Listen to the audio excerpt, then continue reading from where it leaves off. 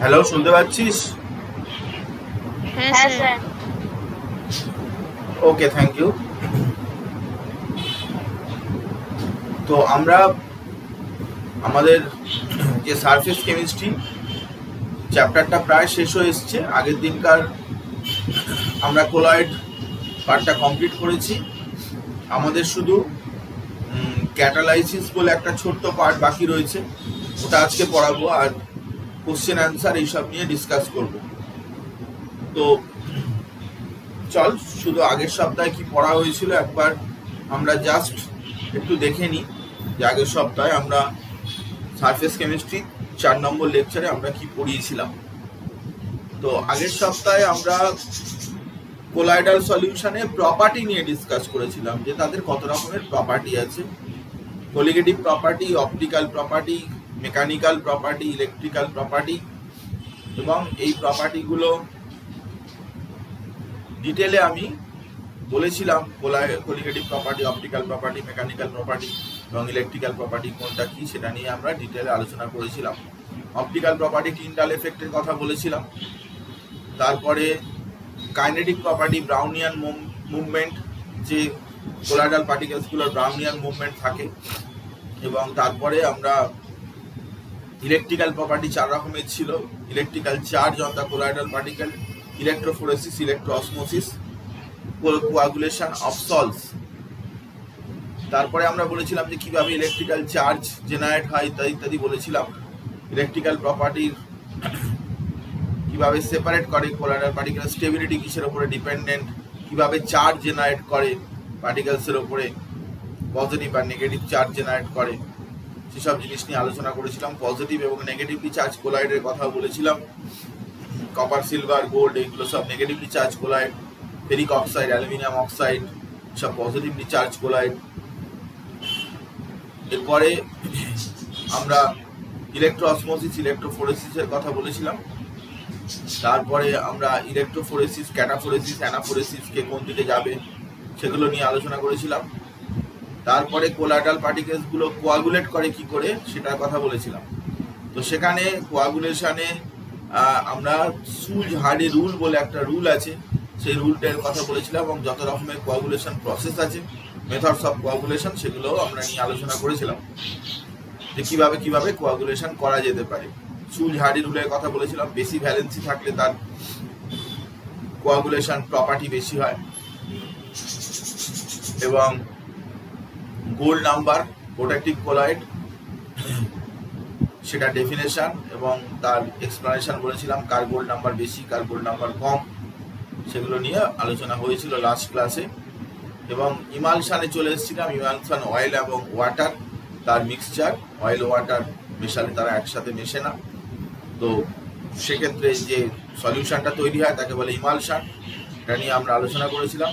এবং আমাদের চারিদিকে যে কোলাইড পার্টিকেলস থাকে, সেই কোলাইডাল পার্টিকেলসগুলো সেগুলো কথা আমি বলেছিলাম, যে এই কোলাইডাল পার্টিকেলসগুলো থাকে এবং তাদের প্র্যাকটিক্যাল কিছু অ্যাপ্লিকেশনের কথা বলেছিলাম। আজকে আমরা চলে এলাম ক্যাটালাইসিস বলে পার্টটার মধ্যে। তো ক্যাটালাইসিস আমাদের এখানে খুব ছোট্ট একটা অংশ দেওয়া রয়েছে, যেটা আমরা পড়বো এখানে। তো ক্যাটালিস্ট নিয়ে আমরা সবাই জানি যে ক্যাটালিস্ট কাকে বলে, ক্যাটালিস্টের কি প্রপার্টি, এটা তো আমাদের জানাই আছে। কিন্তু ক্যাটালিস্ট কিভাবে কাজ করে বা কোন কোন রিয়াকশনে কিভাবে কাজ করে সেগুলো সম্পর্কে আমরা জানি না। এটা একটা অ্যাডসর্পশন প্রপার্টি, ক্যাটালাইসিস একটা অ্যাডসর্পশন প্রপার্টি, এবং সেই প্রপার্টিটা কিভাবে এক্সিকিউট করবে সেটার কথা আজকে এটা নিয়ে আলোচনা করছি। চল শুরু করা যাক।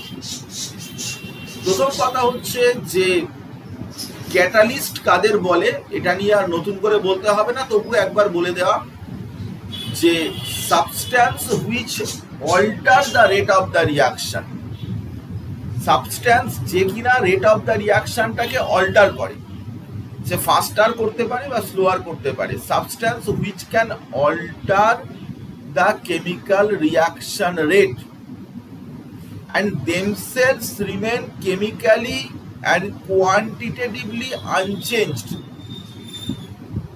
ক্যাটালিস্ট রিয়াকশনের পরে তার কোনো পরিবর্তন হবে না, বোথ কেমিক্যালি এবং কোয়ান্টিটেটিভলি। কেমিক্যালি মানে তার প্রপার্টির কোনো চেঞ্জ হবে না।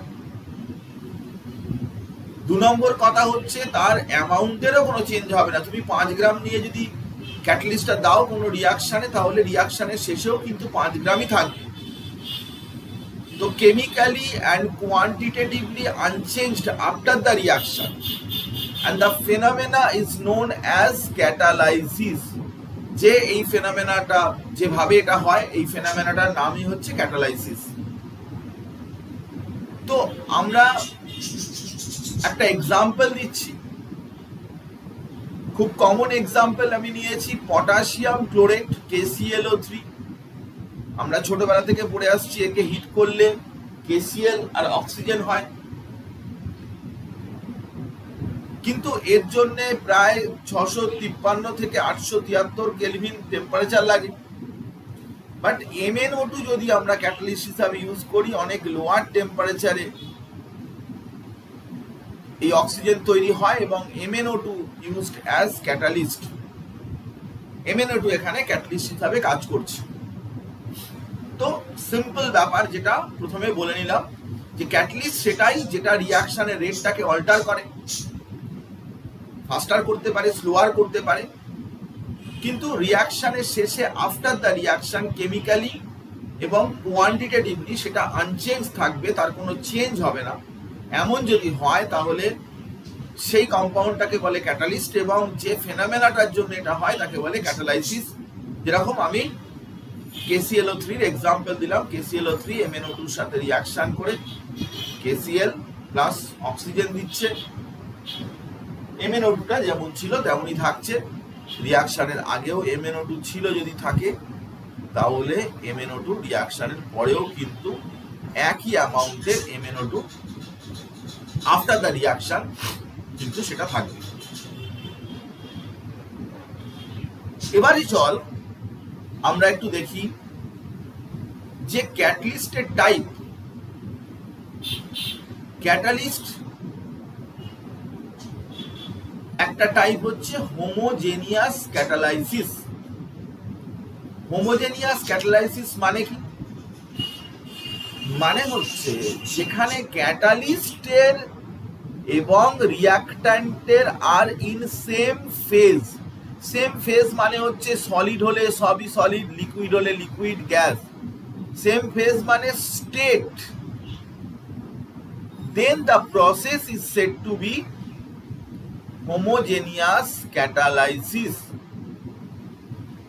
হোমোজেনিয়াস ক্যাটালাইসিসে সবসময় কিন্তু ক্যাটালিস্টের যে কন্ডিশন, ফিজিক্যাল স্টেট, সেটা কিন্তু রিয়াক্ট্যান্টের সাথে একই রকমের ফিজিক্যাল স্টেটে থাকবে। আমরা কিছু এক্সাম্পল দেখব, এখানে কিছু ছবি দেখতে পাচ্ছি, কিন্তু এক্সাম্পল যদি দেখি তাহলে ব্যাপারটা পরিষ্কার হবে। সালফার ডাইঅক্সাইড অক্সিজেনের সাথে রিয়াকশন করে যখন সালফার ট্রাইঅক্সাইড করে, তখন রিয়াক্ট্যান্টস আর গ্যাসিয়াস, রিয়াক্ট্যান্টগুলো গ্যাসিয়াস স্টেটে রয়েছে। তো ক্যাটালিস্টও কিন্তু NO সেটা গ্যাসিয়াস স্টেটে আছে। তো রিয়াক্ট্যান্ট এবং ক্যাটালিস্ট সবই গ্যাসিয়াস স্টেটে রয়েছে। তো আমরা এটাকে কিন্তু হোমোজেনিয়াস ক্যাটালাইসিস বলবো। 2 নম্বরটায় দেখ যে মিথাইল অ্যাসিটেট, এটা লিকুইড, HCl লিকুইড, তো রিয়াক্ট্যান্টের সাথে লিকুইড স্টেটে রয়েছে। কিংবা নিচেরটাও অ্যাকোয়া স্টেটে মানে লিকুইড সলিউশনের মধ্যে রয়েছে জল এবং সালফিউরিক অ্যাসিড। তো রিয়াক্ট্যান্টের সাথে যদি একই ফিজিক্যাল স্টেটে থাকে, রিয়াক্ট্যান্টের সাথে যদি সেম ফিজিক্যাল স্টেটে থাকে, তাহলে আমরা তাদেরকে বলছি কি না homogeneous ক্যাটালাইসিস। Both reactant and catalyst are in same physical state. তাহলে আমরা হোমোজেনিয়াস ক্যাটালাইসিস বুঝলাম, কিন্তু হেটেরোজেনিয়াস ক্যাটালাইসিস সেটা কি না? হেটেরোজেনিয়াস ক্যাটালাইসিস হচ্ছে যেখানে একই ব্যাপার যেটা আমরা একটু আগেই পড়লাম তার উল্টো ব্যাপার, যেখানে catalyst and reactants are in different phase, then a process known as heterogeneous catalysis, and the catalyst is called heterogeneous catalyst. তার মানে রিয়াক্ট্যান্টের সাথে ক্যাটালিস্ট একই রকমের ফিজিক্যাল স্টেটে থাকবে না। ডিফারেন্ট ফেজ মানে এখানে আমরা বোঝাচ্ছি ডিফারেন্ট ফিজিক্যাল স্টেট। তাহলে সিম্পল ব্যাপার একবার বুঝে নেন যে ক্যাটালিস্ট এবং রিয়াক্ট্যান্ট তারা কি একই ফিজিক্যাল স্টেটে আছে? তারা কি সবাই সলিড বা সবাই লিকুইড বা সবাই গ্যাস এমনটা? তাহলে হোমোজেনিয়াস হবে। আবার যদি একই না হয় তাহলে হেটেরোজেনিয়াস হবে। তো এখানে যেরকম আমরা সালফার ডাইঅক্সাইড গ্যাস, তার সাথে অক্সিজেনও গ্যাস, কিন্তু প্লাটিনাম ক্যাটালিস্ট ইউজ করা হচ্ছে। প্লাটিনাম হচ্ছে কি এখানে সলিড, তাহলে এটা গ্যাস কিন্তু ক্যাটালিস্টটা হয়ে গেল সলিড। তো তখন অবভিয়াসলি আমি এটাকে হেটেরোজেনিয়াস ক্যাটালাইসিসই বলবো।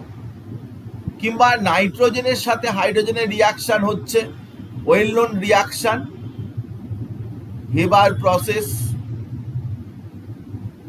তাতে কিন্তু আমরা আয়রন ক্যাটালিস্ট ইউজ করছি যেটা কিনা সলিড। তো তাহলে নাইট্রোজেন হাইড্রোজেন গ্যাসিয়াস স্টেটে রয়েছে কিন্তু আয়রন সলিড, তাহলে এই রিয়াকশনটাকেও নিশ্চয়ই আমরা হেটেরোজেনিয়াস ক্যাটালাইসিসই বলবো। অ্যামোনিয়া এটা গ্যাস, তার সাথে অক্সিজেনের রিয়াকশন করা হচ্ছে যেটাও গ্যাস, কিন্তু প্লাটিনাম ক্যাটালিস্ট ইউজ করা হচ্ছে। তো সেখানে কিন্তু এনও তৈরি হচ্ছে এবং জল তৈরি হচ্ছে, কিন্তু প্লাটিনাম ক্যাটালিস্টটা হচ্ছে সলিড স্টেটে রয়েছে। তো অ্যামোনিয়া অক্সিজেন দুজনে গ্যাস, কিন্তু প্লাটিনাম সলিড। আরো দেখছি যে ভেজিটেবল অয়েল সেটা লিকুইড, হাইড্রোজেন গ্যাস, কিন্তু নিকেল ক্যাটালিস্ট ইউজ করা হচ্ছে হুইচ ইজ সলিড। তো আমাদের মূল ব্যাপারটা যেটা সেটা হচ্ছে যে আমরা সবসময় রিয়াক্ট্যান্টের সাথে, প্রোডাক্টে কি আছে কি স্টেট আছে সেটা বড় কথা নয়, রিয়াক্ট্যান্টের সাথে আমরা ক্যাটালিস্টের স্টেটটাকে মেলানোর চেষ্টা করব। খুব ইজি ব্যাপার। তাহলে ক্যাটালিস্টটাকে আমরা দুটো ভাগে ভাগ করে দিচ্ছি, একটা হোমোজেনিয়াস ক্যাটালাইসিস, একটা হেটেরোজেনিয়াস ক্যাটালাইসিস। যদি রিয়াক্ট্যান্ট এবং রিয়াক্ট্যান্টের সাথে ক্যাটালিস্ট একই ফিজিক্যাল স্টেটে থাকে, রিয়াক্ট্যান্টের সাথে একই ফিজিক্যাল স্টেটে থাকে, প্রোডাক্ট কিন্তু আমাদের কাছে গুরুত্বপূর্ণ বিষয় নয়। প্রোডাক্ট যে কোনো স্টেটে থাকতে পারে, কারণ আমরা যখন ক্যাটালিস্টটা ইউজ করছি তখন তো প্রোডাক্টটা তৈরি হয়নি। প্রোডাক্টের স্টেট নিয়ে আমরা কোনো কথা বলবো না, আমরা সবসময় রিয়াক্ট্যান্টের সাথে ক্যাটালিস্টের স্টেটটা নিয়েই আমি ভাবব। তো হোমোজেনিয়াস এবং হেটেরোজেনিয়াস ক্যাটালাইসিস বলতে কি বোঝায় সেটার কথা আমি বললাম, আশা করছি বুঝতে পেরেছিস। তো হোমোজেনিয়াস এবং হেটেরোজেনিয়াস যে ক্যাটালাইসিস সেইটা বোঝা গেল। এবারে চল আমরা আরো অন্য টাইপের বিষয় নিয়ে আলোচনা করি।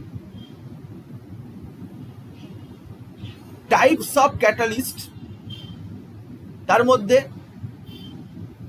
একটা হচ্ছে পজিটিভ ক্যাটালিস্ট। পজিটিভ ক্যাটালিস্ট মানে কি? পজিটিভ ক্যাটালিস্ট মানে হচ্ছে যে যারা রিয়াকশনের রেটটাকে বাড়ায়, মানে রিয়াকশনটাকে ফাস্টার করায়। পজিটিভ ক্যাটালিস্ট মানে হচ্ছে দে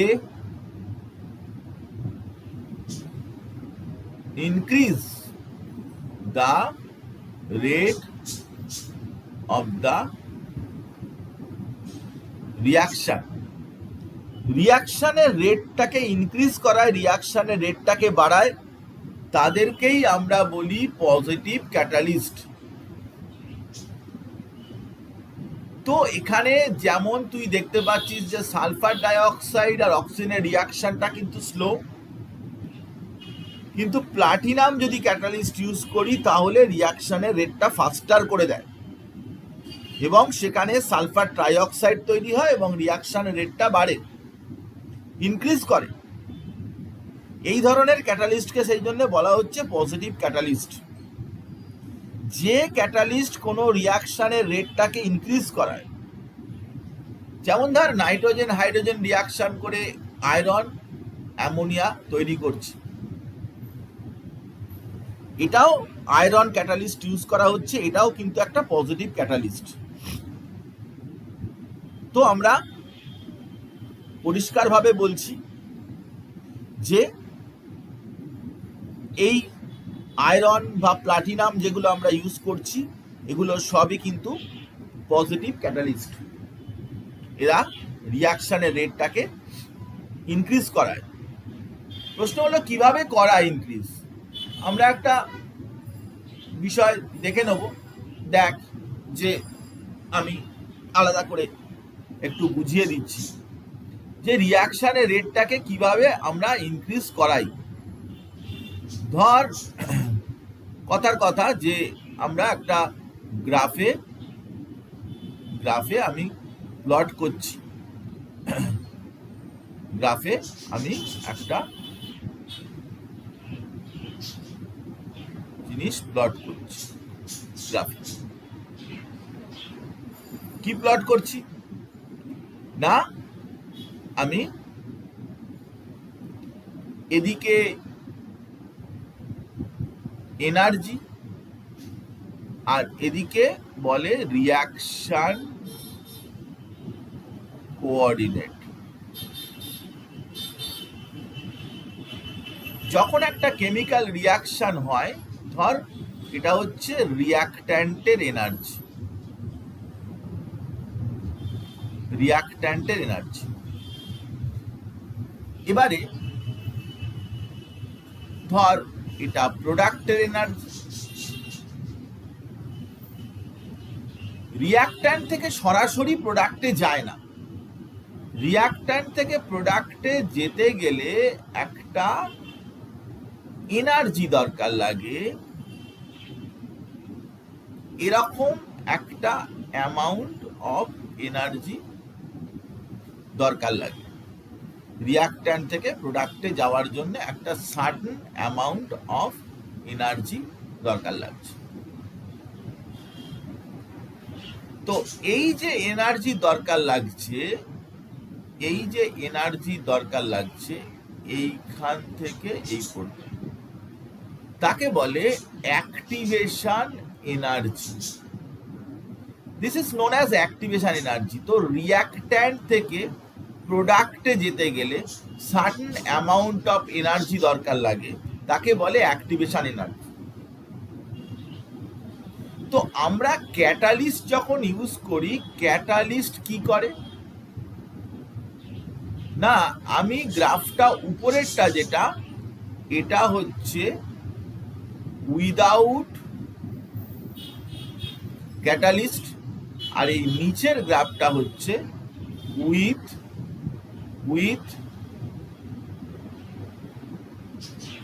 ক্যাটালিস্ট।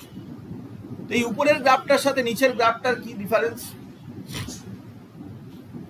না দেখ, যে উপরের যে গ্রাফটা তাতে এনার্জি কিন্তু বেশি লাগছে, একদম এখান থেকে এই পর্যন্ত এনার্জি লাগছে, উপরের গ্রাফটায় কিন্তু অনেকটা বেশি অ্যামাউন্ট এনার্জি লাগছে। দেখ এইখান থেকে এই পর্যন্ত এনার্জি লাগছে যখন আমরা ক্যাটালিস্ট ইউজ করিনি, উইদাউট ক্যাটালিস্ট। কিন্তু দেখ যখন ক্যাটালিস্টটা ইউজ করেছি যখন আমি ক্যাটালিস্টটা ইউজ করেছি এইখান থেকে এই পর্যন্ত, যখন ক্যাটালিস্টটা ইউজ করেছি তখন কিন্তু এইখান থেকে এই পর্যন্ত এনার্জি লাগছে। তো তার মানে সামহাউ আমরা একটা কথা বলতে পারি যে positive catalyst can lower down the activation energy so that the energy required for the reaction less. Activation energy যেটা দরকার একটা রিয়াকশনের জন্য, যে এনার্জিটা প্রয়োজন, এই যে অ্যাক্টিভেশন এনার্জি, সেটাকে কমিয়ে দেয়, লোয়ার ডাউন করে ক্যাটালিস্ট সবসময় যখন একটা রিয়াকশানে পার্টিসিপেট করে তখন ক্যাটালিস্ট কি করে না, সে কি করে না, রিয়াকশান হওয়ার জন্য যতটা এনার্জির প্রয়োজন, যতটা এনার্জি দরকার, সেই এনার্জিটাকে কিন্তু সে কমিয়ে দেয়, ডিক্রিজ করিয়ে দেয়, যার ফলে রিয়াকশনটা কিন্তু ফাস্টার হয় এবং এনার্জি কম লাগে। আমরা এখানে দেখতে পেলাম যে উইদাউট ক্যাটালিস্ট, যখন আমরা ক্যাটালিস্ট ইউজ করিনি তখন কিন্তু এনার্জিটা অনেকটা বেশি লাগছিল, কিন্তু যেই মাত্র আমরা ক্যাটালিস্ট ইউজ করেছি এনার্জিটা কিন্তু এখান থেকে এই পর্যন্ত হয়ে গেছে। তো পরিষ্কার আমি তোকে বললাম যে ক্যাটালিস্ট যদি ইউজ করা হয় তাহলে সেটা যদি পজিটিভ ক্যাটালিস্ট হয় তাহলে সে রিয়াকশনটাকে ফাস্টার নিয়ে যাবে, এবং যেভাবে ফাস্টার নিয়ে যায় by lowering the energy requirement for a process, একটা রিয়াকশন হওয়ার জন্য যে এনার্জি দরকার সেই এনার্জিটাকে কমিয়ে দেয় এবং তাতে কিন্তু রিয়াকশনটা ফাস্টার হয়, রিয়াকশনটা তাড়াতাড়ি হয়, যেমনটা আমি তোকে বললাম। এবার দেখ যে আমরা নেগেটিভ ক্যাটালিস্টের কথা বলছি। নেগেটিভ ক্যাটালিস্ট কাকে বলে না, তারা রিয়াকশনটার রেটটাকে ডিক্রিজ করায়। They can decrease the rate of the রিয়াকশনের রেটটাকে ডিক্রিজ করায়। তো রিয়াকশনের রেটটাকে কিভাবে ডিক্রিজ করায় না, দেখ আমরা যে গ্রাফটার কথা বলছিলাম, আমরা সাইড বাই সাইড আরো একটা গ্রাফ এখানে আমরা করতে পারি। সে গ্রাফটা হয়তো এরকম হবে যে আমরা এরকম রাখলাম, এদিকে একটা অ্যাক্সিস বরাবর দিয়ে দিলাম,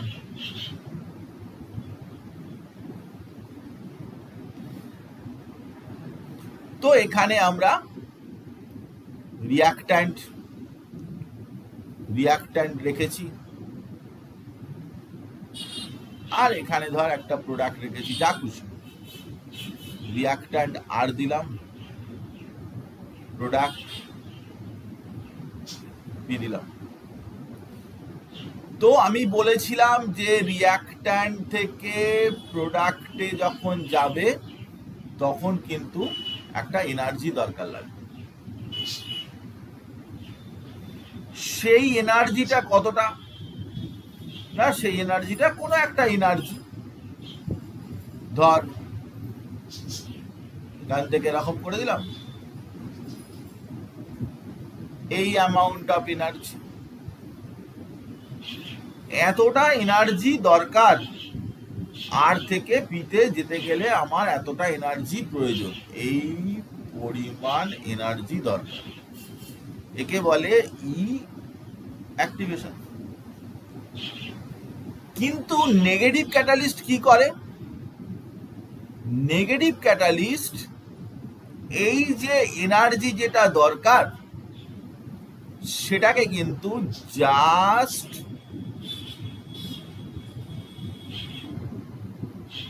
এরকম করে দেয়। মানে তখন তোর এনার্জি রিকোয়ারমেন্ট যেটা, সেটা সাইড বাই সাইড তুই দেখতে পাচ্ছিস নিশ্চয়ই, যে এখন কিন্তু আমার রিয়াকশানের জন্যে এতটা এক্সেস এনার্জি, এটা এনার্জি, এটা রিয়াকশান কোঅর্ডিনেট, তো এতটা এক্সেস এনার্জি দরকার পড়ছে। এটা হচ্ছে বাই ইউজিং নেগেটিভ ক্যাটালিস্ট। আর এটা যেটা আমরা আগে বলেছিলাম যে উইদাউট ইউজিং নেগেটিভ ক্যাটালিস্ট।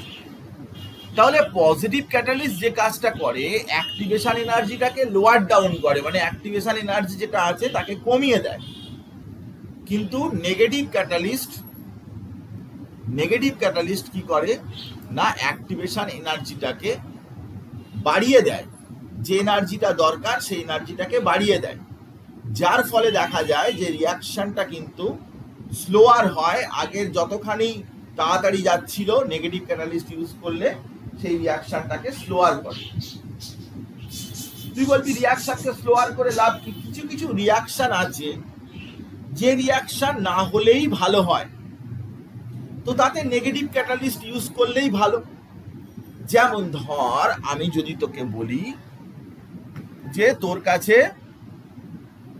ধর হাইড্রোজেন পেরক্সাইড আছে, তোর কাছে ধর হাইড্রোজেন পেরক্সাইড H2O2 আছে। হাইড্রোজেন পেরক্সাইড ভাঙলে কি হয়? H2O প্লাস O2 হয়। তো এই হাইড্রোজেন পেরক্সাইডটা যদি ভাঙলে H2O2, H2O আর O2, একে যদি না ভাঙতে দিতে চাস, তুই এখানে একটা নেগেটিভ ক্যাটালিস্ট ইউজ কর, phosphoric acid.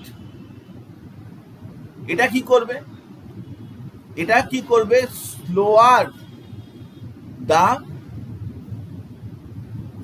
Decomposition of H2O2 ডিকম্পোজিশনটাকে স্লো করে দেবে। H2O2 যেটা ভেঙে H2O আর অক্সিজেন হচ্ছিল, সেই ডিকম্পোজিশনটাকে ফসফরিক অ্যাসিড কি করবে? স্লোয়ার করবে। তো খুব ইজি ব্যাপার, খুব সিম্পল ব্যাপার, যে নেগেটিভ ক্যাটালিস্ট রিয়াকশনকে স্লো করে by increasing the activation energy, but positive catalyst এটা কি করে না, এটা ডিক্রিজ করায় অ্যাক্টিভেশন এনার্জিকে এবং রিয়াকশনকে ফাস্টার করা। তো এই ব্যাপার এখানে আমরা তার এক্সাম্পল দিচ্ছি। তো দেখতেই পাচ্ছিস যে ফসফরিক অ্যাসিড ইউজ করা হয়েছে বা গ্লিসারল ইউজ করা হয়েছে, they acts as negative catalyst in the decomposition of H2O2, well known example. আবার decomposition of chloroform reduces the presence of 1% decomposition of chloroform, সেটা কমে যাবে। 1% ইথাইল অ্যালকোহল দিলে সেটা কিন্তু নেগেটিভ ক্যাটালিস্ট হিসাবে কাজ করবে এই রিয়াকশানে। COCl2 আর HCl তৈরি হয়ে যাচ্ছিল অক্সিজেনের সাথে রিয়াকশানে, কিন্তু ইথাইল অ্যালকোহল এই রিয়াকশানটাকে হতে দেবে না। এমনিতে ক্লোরোফর্ম বাতাসে খোলা অবস্থায় রেখে দিলে বা এমনিতে অনেকদিন ধরে রেখে দিলে ক্লোরোফর্ম কিন্তু কার্বনিল ক্লোরাইড আর HCl তৈরি হয়ে যায়। কারণ ক্লোরোফর্ম একটা খুবই ইম্পর্টেন্ট একটা কম্পাউন্ড। এটা আগেকারের দিনে এটা সিডেটিভ অ্যাকশন, মানুষকে অজ্ঞান ফজ্ঞান করার জন্য ক্লোরোফর্ম ইউজ করা হতো। কিন্তু অনেক সময়তেই এই ক্লোরোফর্ম ইউজ করলে কি হচ্ছে না, ক্লোরোফর্ম ইউজ করলে মানুষ মারাই যাচ্ছে। তো কেন এরকম হচ্ছে? ক্লোরোফর্ম ইউজ করছে অথচ মানুষ মারা যাচ্ছে কেন? কারণ ক্লোরোফর্মের মধ্যে কার্বনিল ক্লোরাইড থেকে যাচ্ছে, যেটা কিনা বাতাসের অক্সিজেনের সাথে রিয়াকশন করে এখানে কার্বনিল ক্লোরাইড COCl2, এটা কিন্তু পয়জনাস, এটা তৈরি হয়ে ক্লোরোফর্মের মধ্যে মিশে থাকে। তো এই অবস্থায় যদি ক্লোরোফর্ম ইনহেল করানো যায় তাহলে সেটা কিন্তু এই কার্বনিল ক্লোরাইডটা কিন্তু রেসপিরেটরি ব্লক করে, হার্ট অ্যাটাক করিয়ে দেয়, মানুষকে অজ্ঞান করিয়ে হয়তো অপারেশন কিছু করলো, তারপরে হয়তো আর বেঁচেই উঠলো না। তো কি করা যাবে? সেজন্য এসব বন্ধ হয়ে গেছে, এখন ক্লোরোফর্ম ইউজ করা হয় না। যদি ক্লোরোফর্ম ইউজ করতেই হয় ওর মধ্যে 1% ইথানল দিয়ে ওটাকে নেগেটিভ ক্যাটালিস্ট ইউজ করতে হবে, যাতে করে এই রিয়াকশনটা না হয়। নেক্সট হচ্ছে টেল। টেল কথাটার পুরো কথা কি? TEL, টেট্রা ইথাইল লেড, একে বলে টেল। is used as negative catalyst in petrol which reduce knocking. পেট্রোলের মধ্যে ইউজ করা হয় যাতে করে পেট্রোলের কম্বাসনটাকে ফল করিয়ে দিতে পারে, কম পেট্রোলে বেশি গাড়ি চলতে পারে, এরকম ধরনের একটা ক্যাটালিস্ট রয়েছে, নেগেটিভ ক্যাটালিস্ট অবশ্যই। এছাড়াও H2SO3 সাথে অক্সিজেনের রিয়াকশন করে ফেনল নেগেটিভ ক্যাটালিস্ট হিসাবে কাজ করে, কিংবা বেনজালডিহাইডের সাথে অক্সিজেনের রিয়াকশন করে কুইনল, এটাও কিন্তু একটা নেগেটিভ ক্যাটালিস্ট হিসাবে কাজ করছে। তো অনেক এক্সাম্পল আছে নেগেটিভ ক্যাটালিস্ট, একটা দুটো এক্সাম্পল মনে রাখবি যে নেগেটিভ ক্যাটালিস্ট কাদেরকে বলে। They can decrease or reduce the rate of the reaction, তারা কিন্তু রেট অফ দ্য রিয়াকশনের রেটটাকে কিন্তু ফল করায় বা ডিক্রিজ করায়, এবং সেই কারণে তাদেরকে নেগেটিভ ক্যাটালিস্ট বলা হচ্ছে, তাদের রিয়াকশন রেটটাকে ফল করিয়ে দেয়। তো আমরা ক্যাটালিস্টের যে দুটো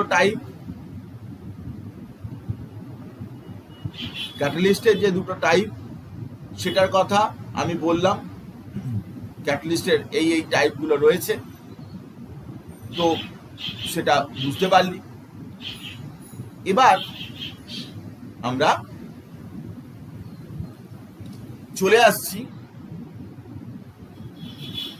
আরো একটা বিষয়, সেটা হচ্ছে অটো ক্যাটালিস্ট। অটো ক্যাটালিস্ট মানে কি?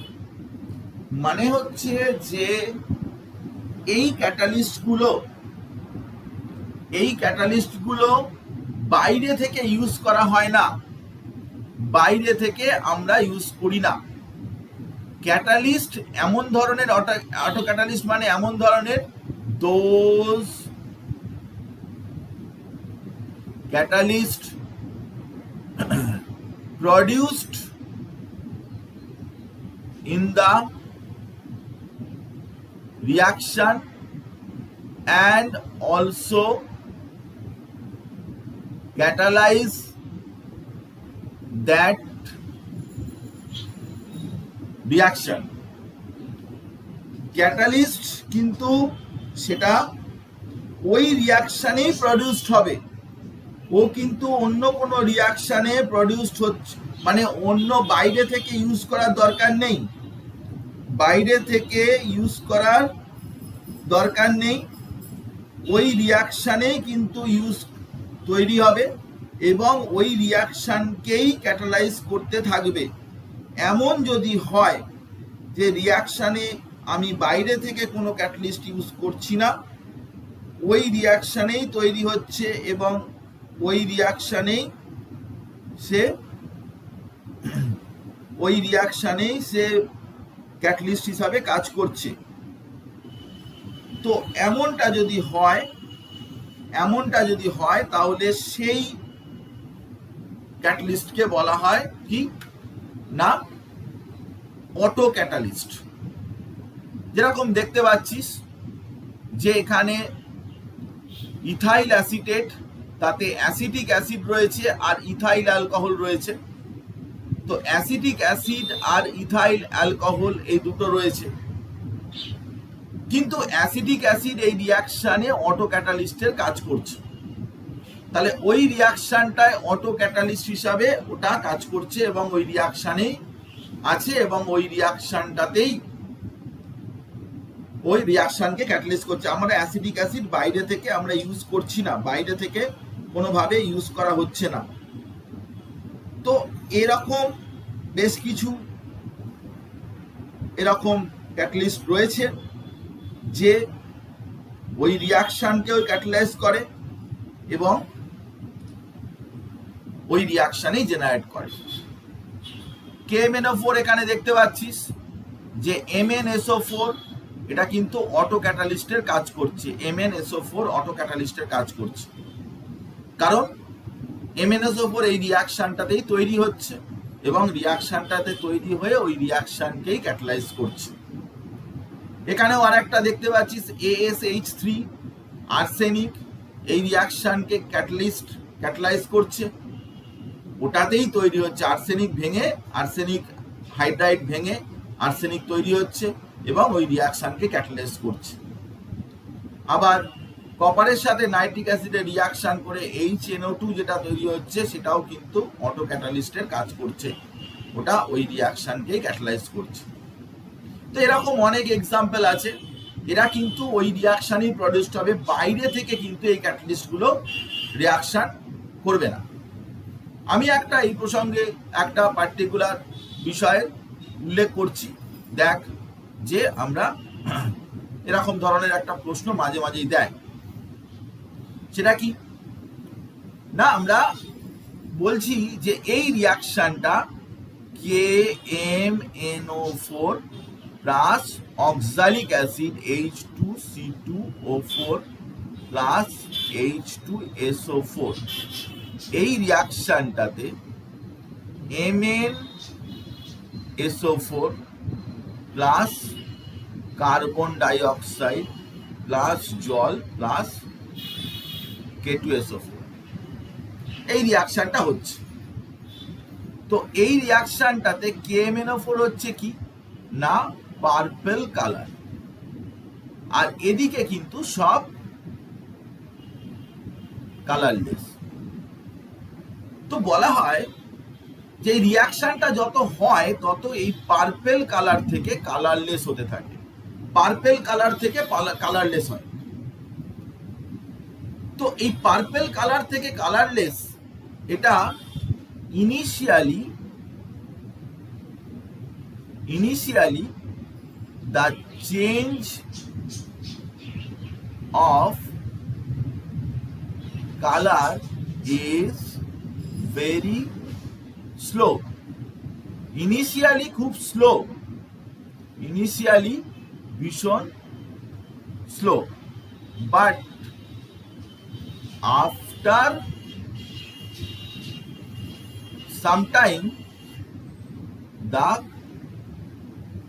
color change is relatively faster. Reaction শুরুতে তার কালার কিন্তু কিছুতেই চেঞ্জ হতে চায় না।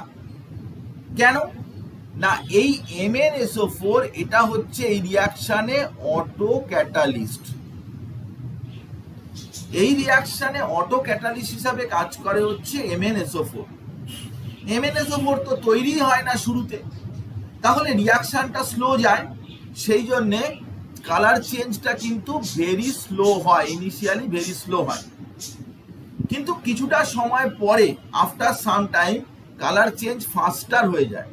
কেন না, তখন দেখা যায় যে এই MnSO4টা তৈরি হয়ে যায় এবং MnSO4 যেহেতু তৈরি হয়ে যায় তাই রিয়াকশনটা কিন্তু রিলেটিভলি ফাস্টার হতে থাকে, রিয়াকশনটা তাড়াতাড়ি চলতে থাকে, এবং যে কারণে আমরা বলি যে রিয়াকশনটা কিন্তু এই কারণেই প্রথমের দিকে এটা ধীরে ধীরে গেলেও পরের দিকে ফাস্টার হয়ে যায়, কারণ MnSO4 তো অটো ক্যাটালিস্ট, সে অটো ক্যাটালিস্টটা তৈরি হবে তবেই না রিয়াকশনটা ফাস্টার হবে।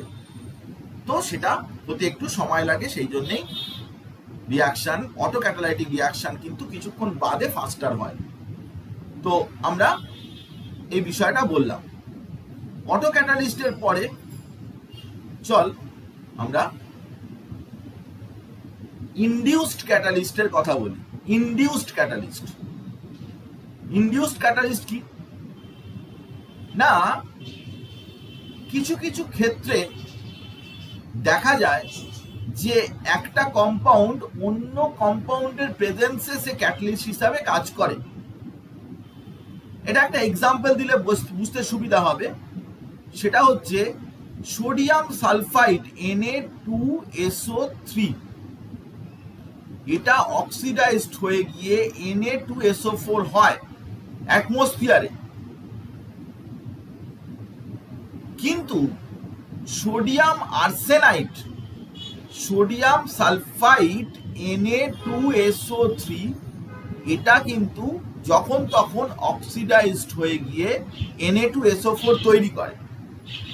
কিন্তু সোডিয়াম আর্সেনাইড Na3ASO3, এটা কিন্তু Na3ASO4 এটা হতে চায় না, এয়ারে হতে চায় না। কিন্তু যখন এই দুটোকেই একসাথে মিশিয়ে দেওয়া হয় তখন কি হয়, তখন তারা দুজনেই অক্সিডাইজড হয়ে যায়। কথাটা ভালো করে বোঝার চেষ্টা কর। Na2SO3 থেকে Na2SO4 এটা এয়ারে ডাইরেক্টলি হয়ে যায়, খুব তাড়াতাড়ি হয়ে যায়। সোডিয়াম আর্সেনাইড থেকে সোডিয়াম আর্সেনেট, Na3ASO3 থেকে Na3ASO4, এটা কিন্তু সহজে হতে চায় না।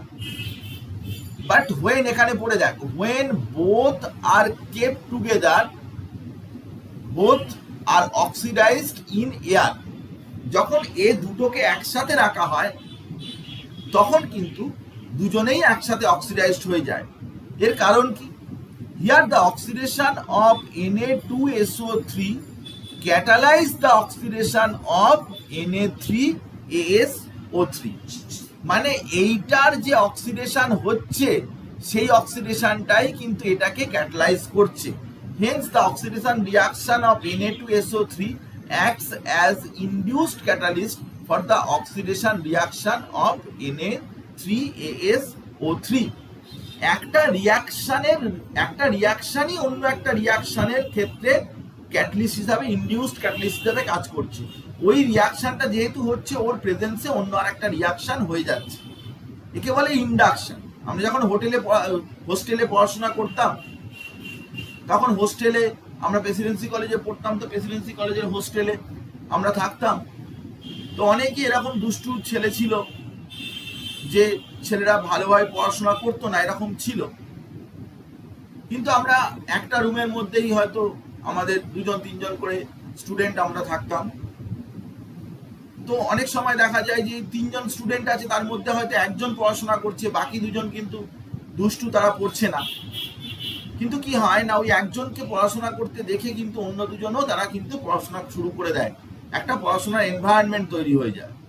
ঠিক তেমনই Na3ASO3 থেকে Na3ASO4 এটা যায় না, যেতে চায় না। কিন্তু দেখা যায় যে Na3ASO3 থেকে Na3SO4 এটা যখন হয়, এর প্রেজেন্সে কিন্তু ওই রিয়াকশনটাও কিন্তু চলতে থাকে। তো এই রিয়াকশনটা কিন্তু একটা ইনডিউসড রিয়াকশন ক্যাটালিস্ট হিসাবে কাজ করে সোডিয়াম আর্সেনাইড থেকে সোডিয়াম আর্সেনাইডে কনভার্ট হওয়ার জন্য। সিমিলারলি HgCl2 থেকে HgCl2 by oxalic acid is very slow, while that of potassium permanganate is fast. মানে মার্কিউরিক ক্লোরাইড থেকে mercurous chloride by oxalic acid এটা স্লো, কিন্তু পটাশিয়াম পারম্যাঙ্গানেটের সাথে অক্সালিক অ্যাসিডের রিয়াকশন কিন্তু ফাস্ট। কিন্তু দুজনের মিক্সচার যদি একই সাথে রিয়াকশন করানো যায় তাহলে দুজনেই অক্সালিক অ্যাসিড দিয়ে ফাস্টার হবে, দুজনেই একসাথে কিন্তু ফাস্ট রিয়াকশন তাতে হবে। তো এভাবে আমরা বললাম যে ইনডিউসড ক্যাটালিস্ট মানেই হচ্ছে যে এমন ধরনের ক্যাটালিস্ট যেটা কোনো একটা রিয়াকশনকে কিন্তু ইনডিউস করবে, সেই রিয়াকশনটা হয়তো স্লো চলছে কিন্তু সাইড বাই সাইড আর একটা রিয়াকশন কিন্তু ওই রিয়াকশনটাকে ফাস্টার করে দেবে। This is called induced catalyst. তো আমরা ইনডিউসড ক্যাটালিস্টের কথা বললাম, এবার চল আমরা প্রোমোটারের কথা বলি। প্রোমোটার মানে প্রোমোটার মানে হচ্ছে promoter can increase the catalytic property of catalyst. ক্যাটালিস্টের যে ক্ষমতা, ক্যাটালিস্টের যে প্রপার্টি ক্ষমতা, সেই ক্ষমতাটাকে কিন্তু প্রোমোটার কি করে, ইনক্রিজ করায়, প্রোমোটার বাড়িয়ে দেয়, ক্যাটালিস্টের ক্ষমতা, ক্যাটালিস্টের পাওয়ারটাকে বাড়িয়ে দেয়। তো সেই জন্য কোথাও কোথাও ক্যাটালিস্ট ইউজ করা হয়, তার সাথে প্রোমোটারও ইউজ করা হয়। যেরকম এখানে আমরা দেখতে পাচ্ছি যে নাইট্রোজেন হাইড্রোজেনের সাথে রিয়াকশন করে অ্যামোনিয়া তৈরি হয়। এই রিয়াকশনটাতে কিন্তু molybdenum acts as promoter. Molybdenum কিন্তু প্রোমোটার হিসাবে কাজ করছে, কারণ মলিবডেনাম আয়রনের ক্ষমতাটাকে বাড়িয়ে দেয়, আয়রনের অ্যাকশনটাকে বাড়িয়ে দেয়। তো তাই molybdenum acts as promoter. Vegetable অয়েলের সাথে হাইড্রোজেনের রিয়াকশনে নিকেল ক্যাটালিস্ট ইউজ করা হয়, কিন্তু কপার এখানে প্রোমোটার হিসাবে কাজ করে। প্রোমোটার কি করছে না, নিকেলের ক্ষমতাটাকে কিন্তু ইনক্রিজ করাচ্ছে। যেমন কার্বন মনোঅক্সাইডের সাথে হাইড্রোজেনের রিয়াকশনেও কিন্তু জিঙ্ক অক্সাইড ক্যাটালিস্টটাকে কিন্তু Cr2O3 প্রোমোটার তার ক্ষমতাটাকে বাড়িয়ে দিচ্ছে। তো খুব সিম্পল ব্যাপার, খুব ইজি ব্যাপার, ভালো করে বুঝে নে যে ক্যাটালিস্টের যা ক্ষমতা আছে তার চাইতেও কিন্তু ক্ষমতাটাকে বাড়িয়ে দেবে, পাওয়ারটাকে বাড়িয়ে দেবে বাই ইউজিং প্রোমোটার। প্রোমোটার কিন্তু ক্যাটালিস্টের ক্ষমতাটাকে আরো বাড়িয়ে দেবে, যেভাবে আমরা এখানে করছি। প্রোমোটার বলে, অনেকে অ্যাক্টিভেটারও বলে। তো এগুলো সবই হচ্ছে ক্যাটালিস্টের রিলেটেড সমস্ত ব্যাপার স্যাপার, যেগুলো নিয়ে আজকে আমরা ডিসকাস করছি। এবার আমরা পড়ব সেটা হচ্ছে ক্যাটালাইটিক পয়জন। দেখ, প্রোমোটার কিন্তু সে ক্যাটালিস্টের ক্ষমতাটাকে বাড়িয়ে দেবে, কিন্তু ক্যাটালিস্ট পয়জন সে কিন্তু ক্যাটালিস্টের ক্ষমতা। পয়জন মানে কি? পয়জন মানে হচ্ছে এরা কি করবে না, এরা কিন্তু অ্যান্টি ক্যাটালিস্ট বা ক্যাটালিস্ট ইনহিবিটর সবই একই ব্যাপার। They can decreases the activity of catalyst। এরা কিন্তু ক্যাটালিস্টের ক্ষমতাটাকে বা অ্যাক্টিভিটিটাকে কমিয়ে দেবে, ডিক্রিজ করিয়ে দেবে, ক্যাটালিস্টের যা ক্ষমতা সেটাকে কমিয়ে দেবে। যেমন ধর নাইট্রোজেন হাইড্রোজেন রিয়াকশন করে অ্যামোনিয়া তৈরি করছে, তো এখানে আয়রন ক্যাটালিস্ট হিসাবে কাজ করছে। মলিবডেনাম যদি ইউজ করতে তাহলে সে ক্যাটালিস্টের ক্ষমতাটা আরো বেড়ে যেত, কিন্তু ইনহিবিটর বা পয়জন হচ্ছে কার্বন মনোঅক্সাইড H2S, এগুলো হচ্ছে পয়জন। কার্বন মনোঅক্সাইড বা H2S এরা কি করবে না, এরা কিন্তু এই নাইট্রোজেন হাইড্রোজেনের যে ক্ষমতাটা, সেই ক্ষমতাটাকে কিন্তু এই আয়রনের যে ক্যাটালিস্টের যে ক্ষমতাটা, সেই ক্ষমতাটাকে কমিয়ে দেবে। আবার দেখতে পাচ্ছিস যে সালফার ডাই অক্সাইড এবং অক্সিজেন, সেটা প্লাটিনাইজড অ্যাসবেস্টস এই ক্যাটালিস্টটা ইউজ করা হয়, কিন্তু আর্সেনাস সালফাইড H2S3 আর্সেনাস সালফাইড এটা যদি ইউজ করো তাহলে কিন্তু এর ক্ষমতাটা কিন্তু কমে যাবে, প্লাটিনাইজড অ্যাসবেস্টসের ক্ষমতা কমে যাবে। এবং সালফার ট্রাইঅক্সাইড, সালফার ডাইঅক্সাইড থেকে সালফার ট্রাইঅক্সাইড যে তৈরি হবে তার ক্ষমতাটা কিন্তু ডিক্রিজ করে যাবে in presence of platinised asbestos catalyst. Platinised asbestos ক্যাটালিস্টের ক্ষমতাটা কমে যাবে আর্সেনাস সালফাইড যদি তুমি ওখানে দিয়ে রাখো। একটা রিয়াকশন আছে, আমরা 12-এ পড়বো, রোজেনবার্ন রিডাকশন। অ্যাসিড ক্লোরাইডের সাথে হাইড্রোজেনের রিয়াকশন করে প্যালাডিয়াম ক্যাটালিস্ট ইউজ করা হয়, যেখানে বেরিয়াম সালফেটটা যদি তুমি ইউজ করো তাহলে বেরিয়াম সালফেট কিন্তু ক্যাটালিস্টের ক্ষমতাটাকে কিন্তু নষ্ট করে দেবে। রিয়াকশনে অ্যাসিড ক্লোরাইড থেকে অ্যালডিহাইড তৈরি হয়, কিন্তু এই রিয়াকশনের ক্ষমতাটা কিন্তু ফিবল করে দেবে, প্যালাডিয়ামের ক্যাটালিস্টের পাওয়ারটা কিন্তু কমিয়ে দেবে। এটাকে রোজেনমান রিডাকশন আমরা বলি। এই রিয়াকশনে কিন্তু barium sulphate acts as catalyst poison বা ক্যাটালিস্ট ইনহিবিটর বলতে পারিস। ইথিলিনের সাথে হাইড্রোজেনের রিয়াকশনে নিকেল ক্যাটালিস্ট ইউজ করা হয়। কার্বন মনোক্সাইড বা সিলভার ভেপার যদি ইউজ করা যায়, they are also acts as catalyst poison. তাদেরকে আমরা ক্যাটালিস্ট পয়জন হিসাবে ইউজ করি। ক্যাটালিস্ট পয়জন এরাই যারা কিনা রিয়াকশনটাকে ক্যাটালিস্টার ক্ষমতা নষ্ট করে দেয়। এখানে আরো রয়েছে H2O2 যে ডিকম্পোজিশন, তাতে ক্যাটালিস্ট হিসাবে কাজ করে প্লাটিনাম, কিন্তু তার ক্ষমতাটাকে নষ্ট করে দেয়। HCN এটাও একটা ক্যাটালিস্ট পয়জন, ওরা কিন্তু ক্যাটালিস্টটাকে পয়জন করে দেয়। তো আমরা আরো একটা টাইপের নানান রকমের এক্সাম্পল এবং তাদের টাইপ ইত্যাদি আমরা পড়তে যাচ্ছি, যে ক্যাটালিস্ট পয়জন ইত্যাদি কি সেটা বুঝছি।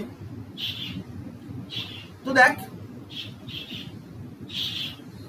এবারে আমরা চলে এলাম আর একটা বিষয়ের মধ্যে, সেটা হচ্ছে কি না, ক্যাটালিস্টের কি কি ক্যারেক্টারিস্টিক্স রয়েছে, ক্যাটালিস্টের কি কি বৈশিষ্ট্য বা ক্যারেক্টারিস্টিক্স রয়েছে। দেখ, যেটা ক্যাটালিস্টের ডেফিনেশনের মধ্যেই ছিল, catalyst remain unchanged in mass and in chemical composition at the end of the reaction. However, physical state may be changed. ক্যাটালিস্টের মাস প্রথমে যত গ্রাম ইউজ করেছিল সেই মাস একই থাকবে, এবং তার ক্ষমতা, তার পাওয়ার, সেগুলোও কিন্তু একই থাকবে, ডিফারেন্ট কিছু হবে না। ক্যাটালিস্টের ক্ষমতাও একই থাকবে, কিন্তু ক্যাটালিস্ট তার ফিজিক্যাল স্টেট কিন্তু চেঞ্জ হতে পারে, ফিজিক্যাল স্টেট তার ডিফারেন্ট হতে পারে, সলিড থেকে লিকুইড বা লিকুইড থেকে অন্য স্টেটে যেতে পারে। যেরকম গ্র্যানিউলার MnO2 during decomposition of KClO3 left as powder at the end of the reaction. দানা দানা মতো MnO2 নিয়ে তুমি যখন রিয়াকশন করালে, তখন MnO2টা লাস্টে ওটাই পড়ে থাকবে, কিন্তু সেটা পাউডার ফর্মে চলে আসবে। আবার আমরা বলছি finely divided state of catalyst is more efficient for the reaction because surface area increase and more adsorption takes place. আসলে ক্যাটালিস্ট একটা অ্যাডসর্পশন ফেনোমেনা, আমি একটু বাদেই বলছি। তো অ্যাডসর্পশন আমি পড়িয়েছিলাম যে সারফেস এরিয়ার উপরে ডিপেন্ড করে, সারফেস এরিয়ার উপরে অ্যাডসর্পশন ডিপেন্ড করে। তো যত ক্যাটালিস্টটাকে তুমি গুঁড়ো করে নেবে, ডাস্ট করে নেবে, পাউডার ফর্মে নিয়ে নেবে, ততই কিন্তু ওই ক্যাটালিস্টটা কিন্তু ভালো কাজ করবে, তত বেটার কাজ করবে। Catalyst is more efficient for the reaction because surface area increase and more adsorption taking place. বেশি সারফেস এরিয়া মানে বেশি বেশি অ্যাডসর্পশন হবে, এবং সেখানে ক্যাটালিস্টটা ভালো কাজ করবে। আর কি, স্মল অ্যামাউন্ট অফ ক্যাটালিস্ট এক গাদা ইউজ করতে নেই, generally sufficient two catalyse almost unlimited reactions, but in some cases the rate of the reaction depends on amount of catalyst. এটা খুব রেয়ার ব্যাপার, এটা খুব রেয়ার ব্যাপার। মোস্ট অফ দ্য কেসেসে দেখা যায় যে ক্যাটালিস্টের অ্যামাউন্টটার উপরে রিয়াকশন রেট ভ্যারি করে না, ক্যাটালিস্ট অল্প একটু দিলেই হয়। খুব অল্প রিয়াকশনই রয়েছে ক্যাটালিস্ট বেশি করে দরকার লাগে। যেরকম ফ্রিডেল কাপ রিয়াকশন, তাতে more and more amount catalyst দরকার লাগে। Hydrolysis of ester in acidic and alkaline medium, rate of the reaction is proportional to the concentration of H+ OH-। এগুলো হচ্ছে ক্যাটালিস্ট। তো তাহলে আমি বলতে চাইলাম যেটা খুব সিম্পল কথা, ইজি ব্যাপার, যে ক্যাটালিস্ট অল্প দিলেই যথেষ্ট, কিন্তু কিছু এক্সেপশন আছে, কিছু কয়েকটা রিয়াকশন আছে যেটা কিনা অল্প দিলে হয় না, বেশি দিতে হয়। এটা হচ্ছে একটা ক্যাটালিস্টের অ্যাক্টিভিটির মধ্যে বা ক্যারেক্টারিস্টিক্সের মধ্যে পড়ে।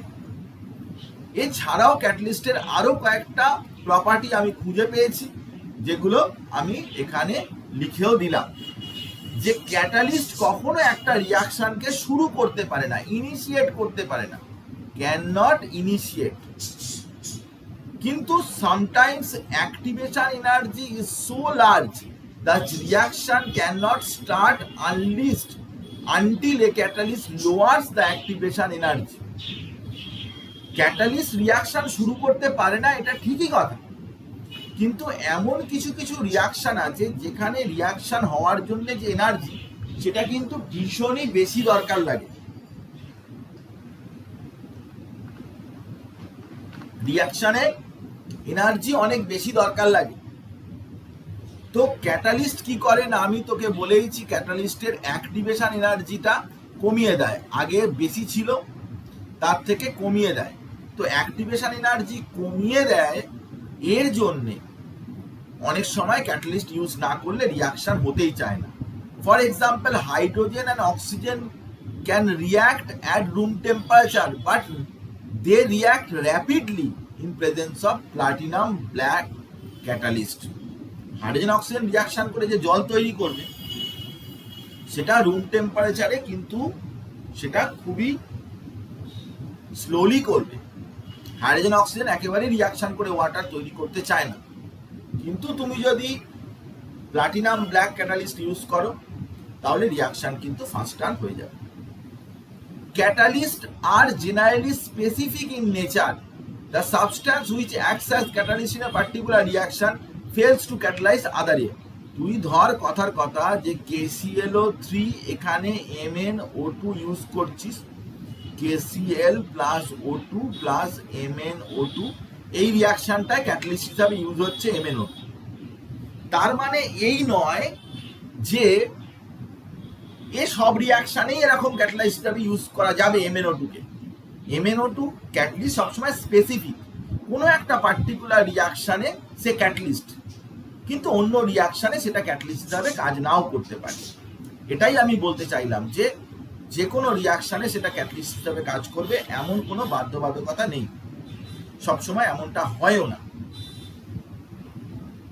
নেক্সট হচ্ছে catalyst can not change the equilibrium state. Equilibrium কিন্তু চেঞ্জ করতে পারে না। এটা আমি কেমিক্যাল ইকুইলিব্রিয়াম 11-এ যখন পড়িয়েছিলাম তখনও এই কথা বলেছিলাম যে ইকুইলিব্রিয়াম স্টেট কখনোই কিন্তু চেঞ্জ করতে পারে না। ইকুইলিব্রিয়াম ফরওয়ার্ড বা ব্যাকওয়ার্ড দুটোকেই ফাস্টার নিয়ে যায়, তাই ইকুইলিব্রিয়াম কিন্তু কুইকলি অ্যাটেন্ড করে। ইকুইলিব্রিয়াম অ্যাটেনমেন্টটা কুইকলি হয়, তাড়াতাড়ি কিন্তু ইকুইলিব্রিয়ামটা চলে আসে। তো এটা হচ্ছে ক্যাটালিস্ট, সে ইকুইলিব্রিয়ামের উপরে তার কি এফেক্ট সেটার কথা আমি বললাম। তো এইভাবে আমরা ক্যাটালিস্টের এফেক্ট যেটা, সেটার কথা আমি বললাম যে ক্যাটালিস্টের কি এফেক্ট, ক্যাটালিস্টের ক্যারেক্টারিস্টিক্স গুলো কেমন কেমন হয় ইত্যাদি ইত্যাদি বলবো।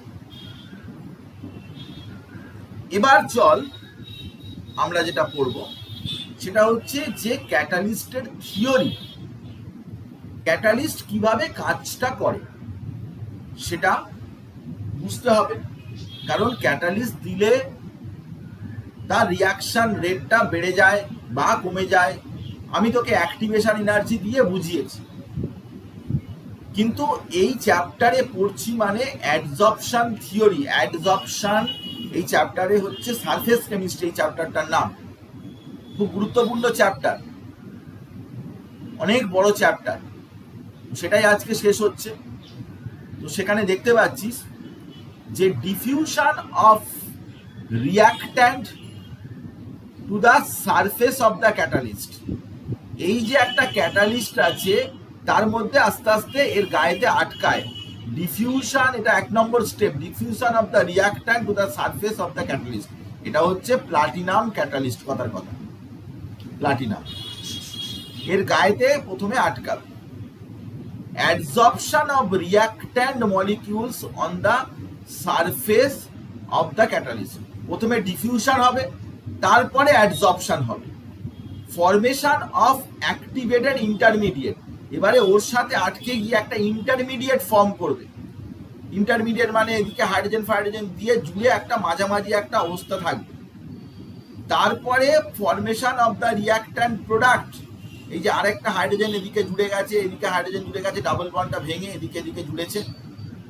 তো formation of the product on the catalyst surface, তারপরে ওখান থেকে কি হবে, diffusion of the product from the catalyst surface or desorption, ওখান থেকে কি হবে, ক্যাটালিস্ট সারফেস থেকে ওটা আবার বেরিয়ে চলে আসবে। তাহলে প্রথমে ডিফিউশন হবে, অ্যাডসর্পশন হবে, ইন্টারমিডিয়েট ফর্ম হবে, তারপরে প্রোডাক্ট ফর্ম হবে, তারপরে আবার ডিফিউশন হবে। এই 5টা স্টেপে কিন্তু ক্যাটালিস্টটা কাজ করবে। তো এই 5টা স্টেপ তোকে মনে রাখতে হবে।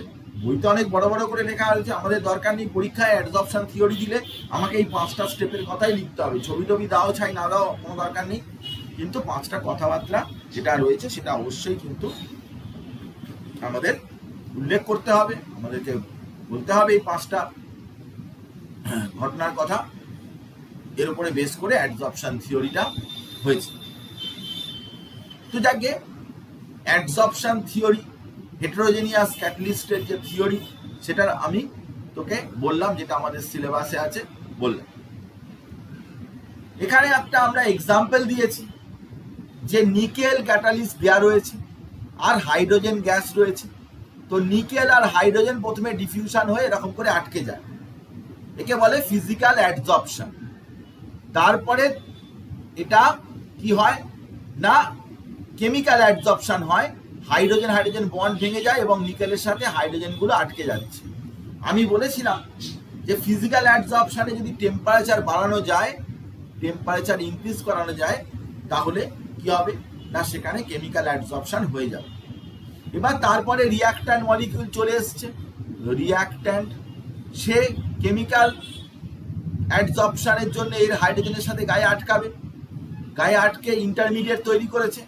ইন্টারমিডিয়েট তৈরি করার পরে প্রোডাক্ট তৈরি হয়েছে, যে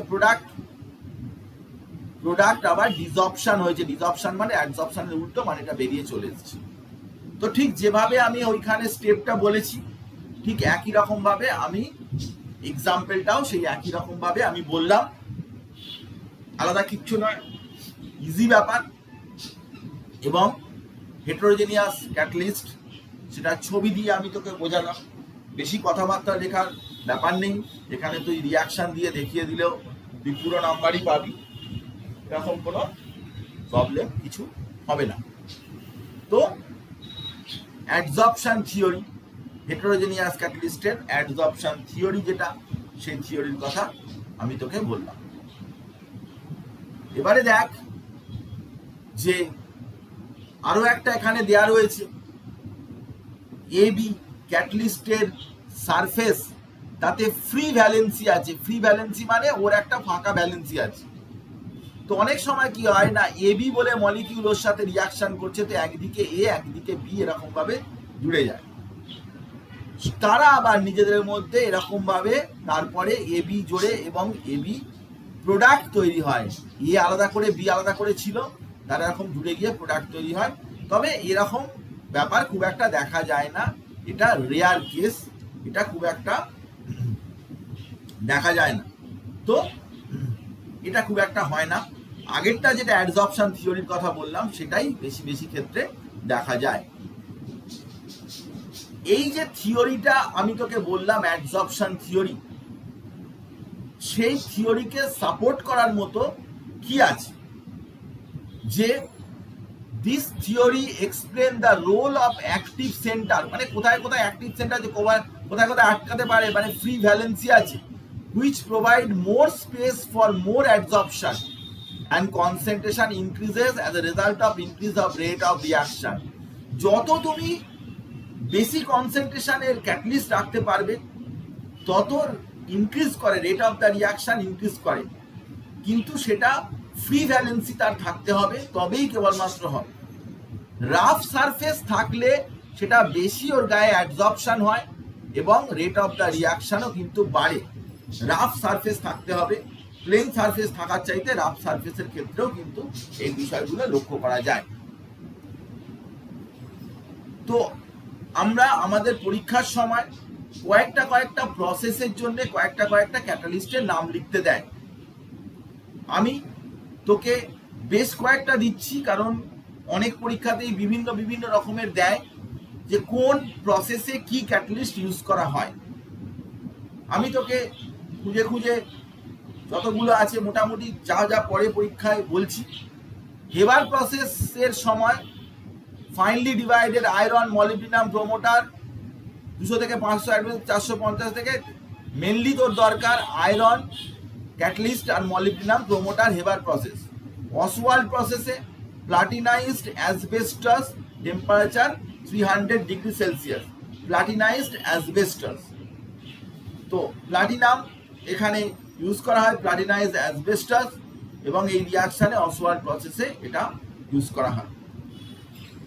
নেক্সট হচ্ছে লেড চেম্বার প্রসেস। এই প্রসেসে সালফিউরিক অ্যাসিড তৈরি করা হয়, সালফিউরিক অ্যাসিড তৈরি করা হয়, তাতে নাইট্রিক অক্সাইড বা এনও ক্যাটালিস্ট হিসাবে ইউজ করা হয়, এনও।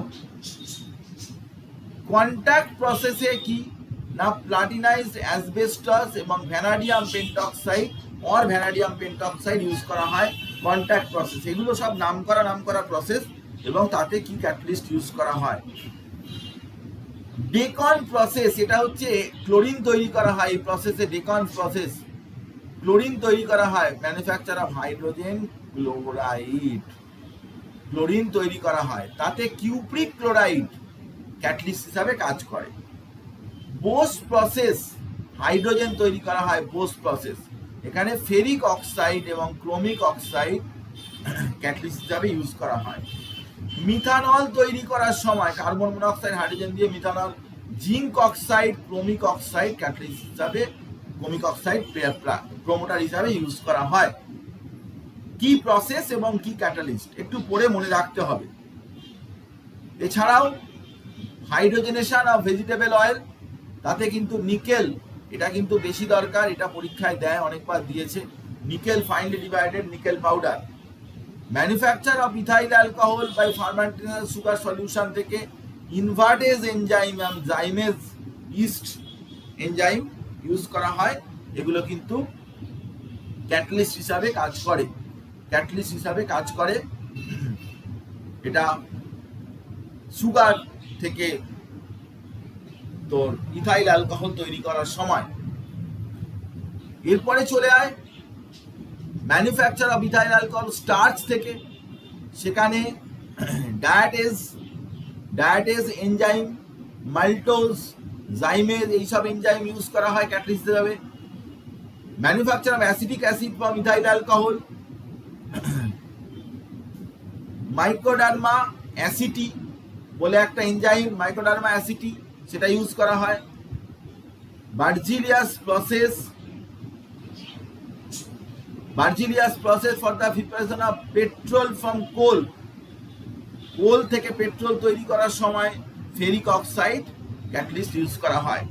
তো অ্যাভেলেবেল সমস্ত ক্যাটালিস্ট যেগুলো আর কি important industrial preparation, important industrial method, সেই মেথডে কী কী ক্যাটালিস্ট ইউজ করতে হবে সেই কথা আমি তোকে বললাম।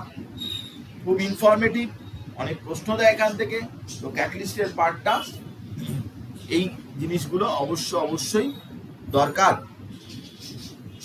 তো আমরা এতক্ষণ ধরে এই চ্যাপ্টারের সমস্ত কিছু অংশ আমি পড়িয়েছি, 5টা প্রায় ক্লাস ধরে পড়িয়েছি, অনেক বড় চ্যাপ্টার। তো সলিড স্টেটটা যেরকম আমরা শেষ করেছিলাম, ওখানে নিউমেরিক্যাল প্রবলেম ছিল, কিন্তু এই চ্যাপ্টারের কোশ্চেন অ্যান্সার আমরা এখন আলোচনা করব।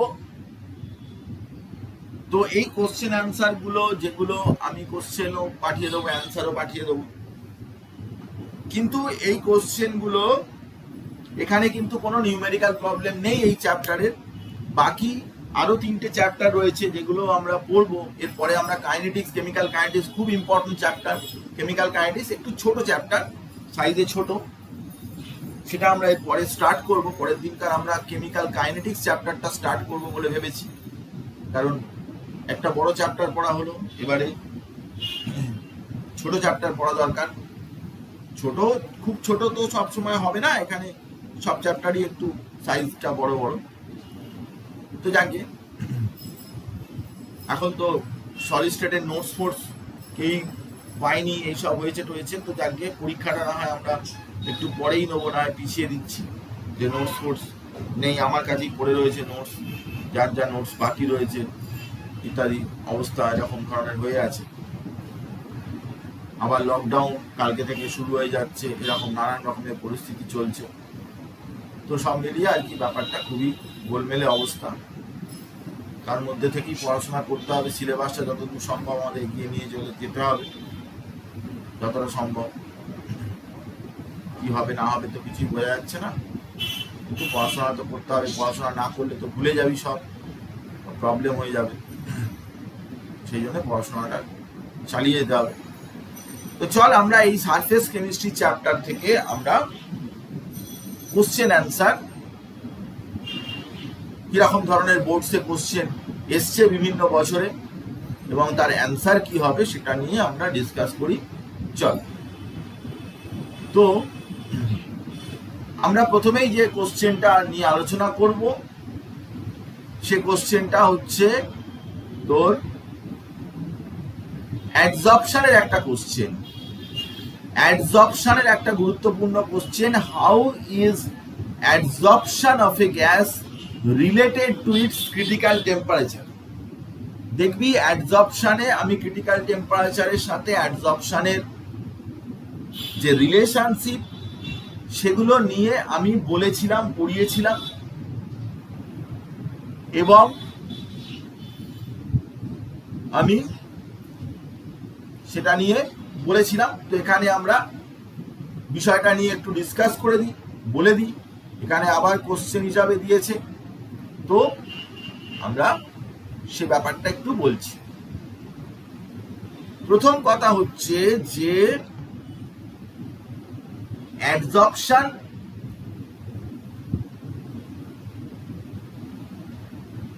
ক্রিটিক্যাল টেম্পারেচার যত বাড়ে, ক্রিটিক্যাল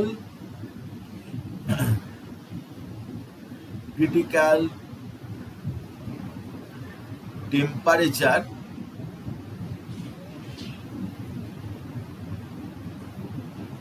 যত ইনক্রিজ করে ততই কিন্তু তার কি হয় না, অ্যাডজর্পশনও কিন্তু বাড়তে থাকে। ক্রিটিক্যাল টেম্পারেচার যত ইনক্রিজ করবে তার অ্যাডজর্পশনও কিন্তু অটোমেটিক্যালি বাড়তে থাকবে। এখন প্রশ্ন হচ্ছে কেন? ক্রিটিক্যাল টেম্পারেচার মানে কি? ক্রিটিক্যাল টেম্পারেচার মানে হচ্ছে যে এমন একটা temperature above which liquefaction is not possible. Liquefaction possible নয়, লিকুইফ্যাকশন পসিবল নয় মানে যে কম্পাউন্ডের হায়ার টেম্পারেচারে তুই লিকুইড করতে পারবি, তার মানে তার অ্যাট্রাকটিভ ফোর্সটা বেশি আছে।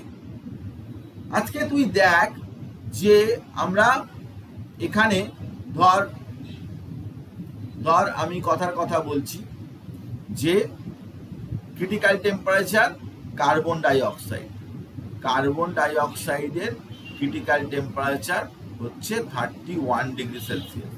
তার মানে 31 ডিগ্রি সেলসিয়াসে কার্বন ডাই অক্সাইডকে লিকুইফাই করা যাবে। whereas নাইট্রোজেনের ক্রিটিক্যাল টেম্পারেচার হচ্ছে TC -193 ডিগ্রি সেলসিয়াস। তাহলে নাইট্রোজেনের কিন্তু সহজে লিকুইফাই তুই করতে পারবি না, -193 ডিগ্রি সেলসিয়াসে নিয়ে গেলে তবেই তুই করতে পারবি। তাহলে এটুকু পরিষ্কার বোঝা যাচ্ছে যে কার্বন ডাই অক্সাইডের ক্ষেত্রে অনেক ভালোভাবে লিকুইফাই করা যাবে রাদার দ্যান নাইট্রোজেন।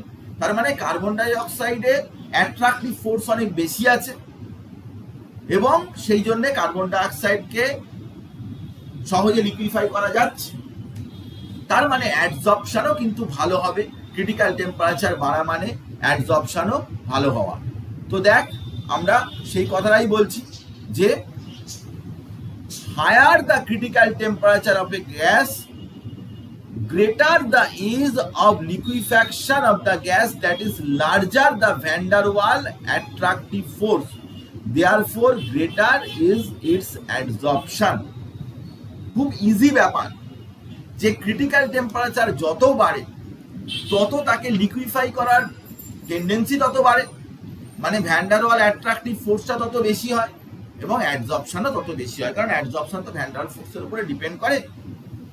সেই জন্যে অ্যাডজর্পশন, একটা গ্যাসের অ্যাডজর্পশন কিভাবে ক্রিটিক্যাল টেম্পারেচারের উপরে রিলেটেড, ক্রিটিক্যাল টেম্পারেচারের সাথে কোরিলেটেড, সে কথাটা আমি তোকে বললাম যে ক্রিটিক্যাল টেম্পারেচারের উপরে এভাবে ব্যাপারটা ডিপেন্ড করে।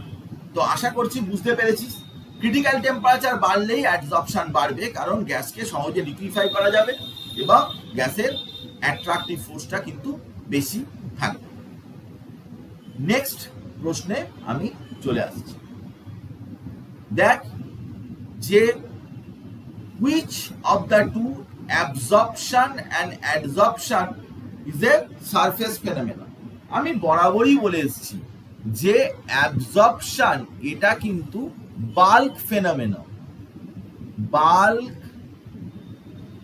ফেনোমেনন।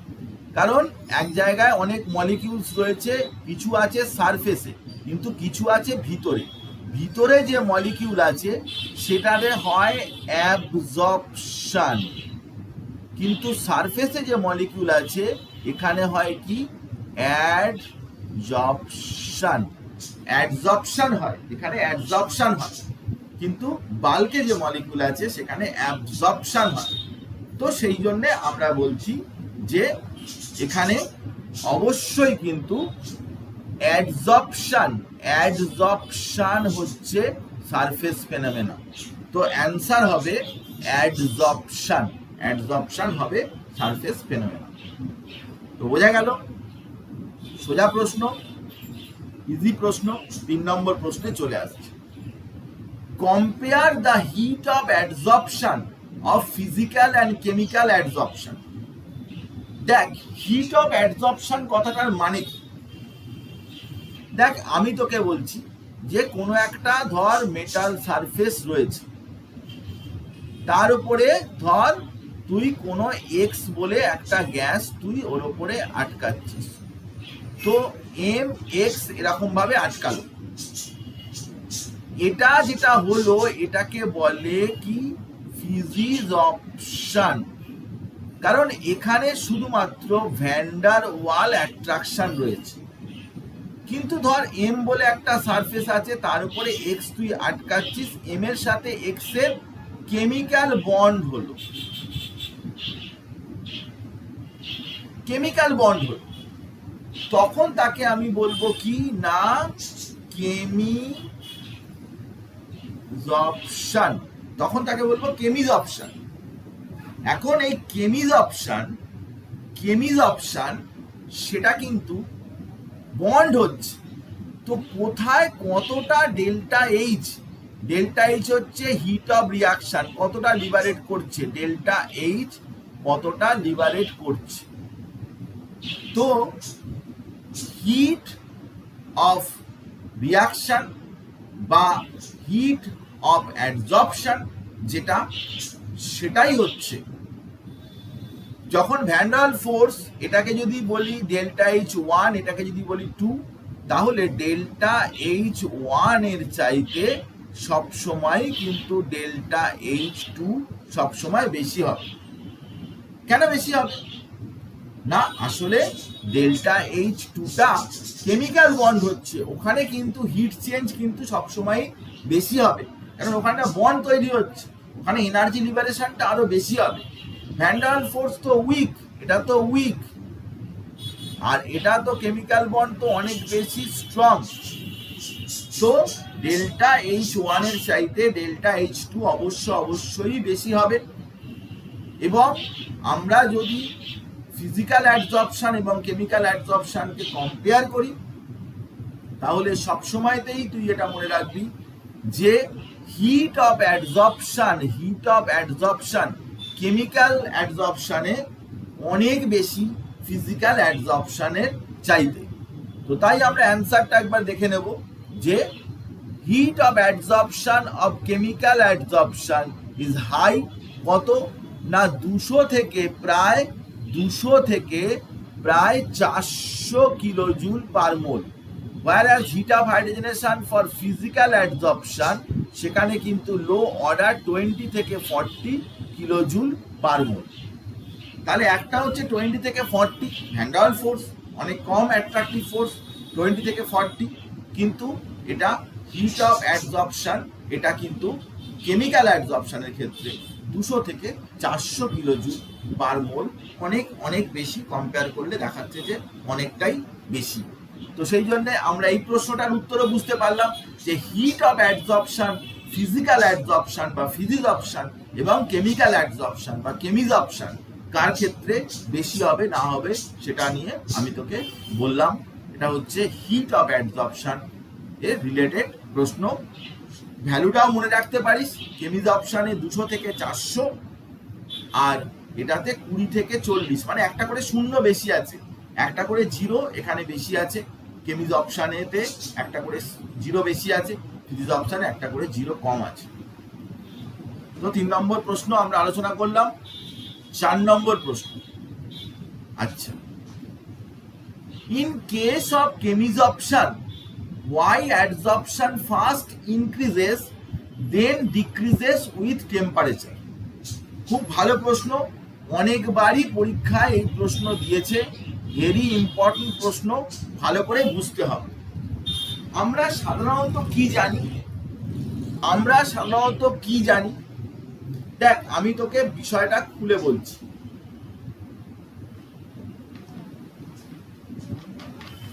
দেখ, যখন আমরা কোনো সারফেসের ওপরে মলিকিউল আটকায়, টেম্পারেচার যখন আমরা বাড়াই তখন অ্যাডসর্পশন কমে যায়, কারণ যে মলিকিউলগুলো আটকাচ্ছে ওগুলো বেরিয়ে চলে যায়। সাধারণত টেম্পারেচার বাড়ালে অ্যাডসর্পশন কমে যায়, এটাই সাধারণ ব্যাপার, এটাই হওয়া উচিত। কারণ দেখ, গ্যাস মলিকিউলসগুলো ধর সারফেসের ওপর আটকে রয়েছে, এবারে তুই যেই হিট দিবি তখন তো এখান থেকে বেরিয়ে বেরিয়ে চলে যাবে, তো স্বাভাবিক ব্যাপার।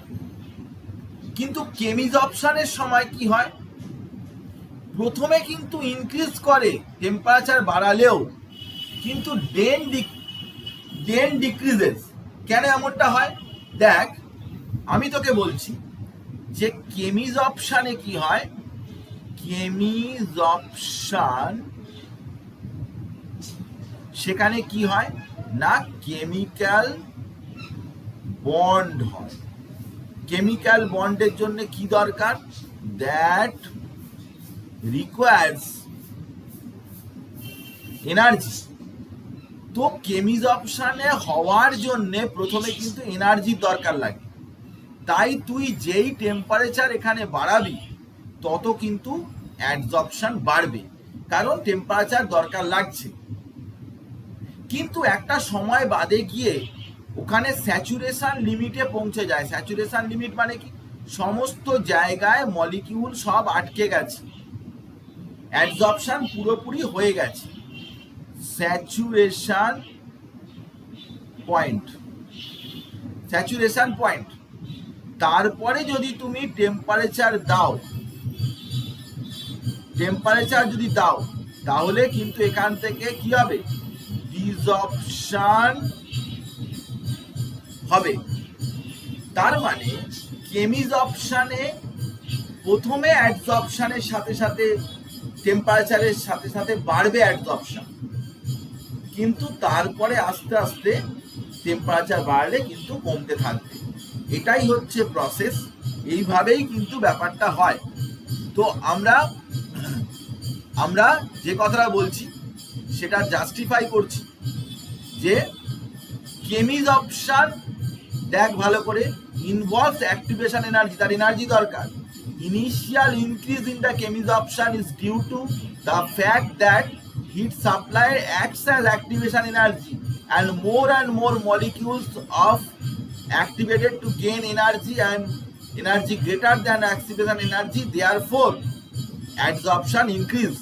But with the increase in temperature, further increase in temperature increase the energy of the molecule adsorbed and that increase the rate of desorption. পরের দিকে যখন তুই টেম্পারেচার দিবি ডিসঅপশন বাড়বে এবং অ্যাডসর্পশন অবশ্যই ডিক্রিজ করে যাবে, অ্যাডসর্পশন অবশ্যই কমতে থাকবে। তো এভাবে আমি বললাম যে কেমিজর্পশন প্রথমে তার টেম্পারেচার বাড়লে প্রথমে তার অ্যাডসর্পশন বাড়ে, কিন্তু তারপরে আস্তে আস্তে টেম্পারেচার বাড়লে কেন কমে সেটার কথা বললাম। 4 নম্বর প্রশ্নের পরে আমরা চলে আসছি নাম্বার 5। দেখ, এটা একটা প্রশ্ন, give reason why finely divided substance is more effective as the adsorbent। আমি তোকে বলেছিলাম দুটো টার্ম, একটা হচ্ছে কি অ্যাডসরবেন্ট, একটা হচ্ছে অ্যাডসরবেট। তো অ্যাডসরবেন্ট কোনটা না, যে সারফেসের ওপরে অ্যাডসর্পশন হয় এই সারফেসটাই হচ্ছে বেন্ট, আর যেগুলোর অ্যাডসর্পশন হয় সেটাকে বলে অ্যাডসরবেট। এখন বক্তব্যটা হচ্ছে যে এই ফাইনলি ডিভাইডেড সাবস্ট্যান্স মানে কি একদম গুঁড়ো গুঁড়ো বলে সারফেস এরিয়া বাড়ে,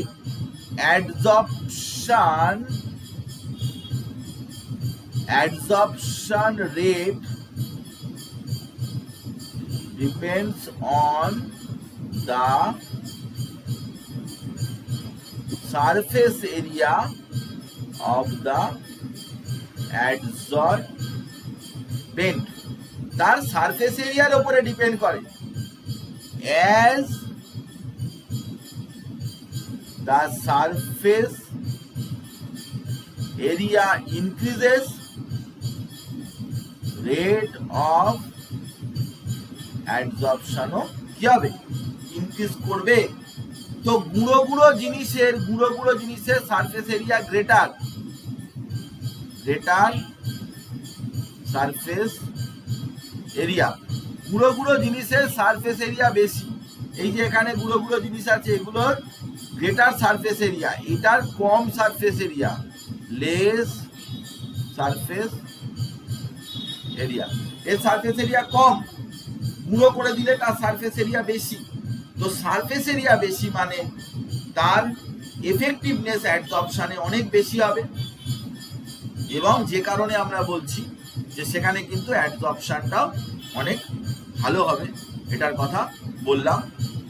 দেখ তাহলে আমরা কি বলেছিলাম দেখে নে, যে this is because the finely divided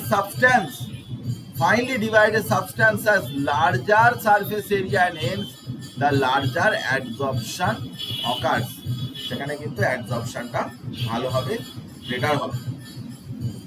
কত সোজা প্রশ্ন, আমরা যেমন পড়িয়েছি, যেমন পয়েন্ট ধরে পড়িয়েছি, প্রত্যেকটা জিনিস তার উপরেই কিন্তু বেশ করে কোশ্চেন আসে। একটাও এমন কোশ্চেন তুই পাবি না যেগুলো কিনা বাইরে থেকে এসছে বা যেগুলো তোর অ্যান্সার জানিস না, এরকম ধরনের কোনো চান্স নেই।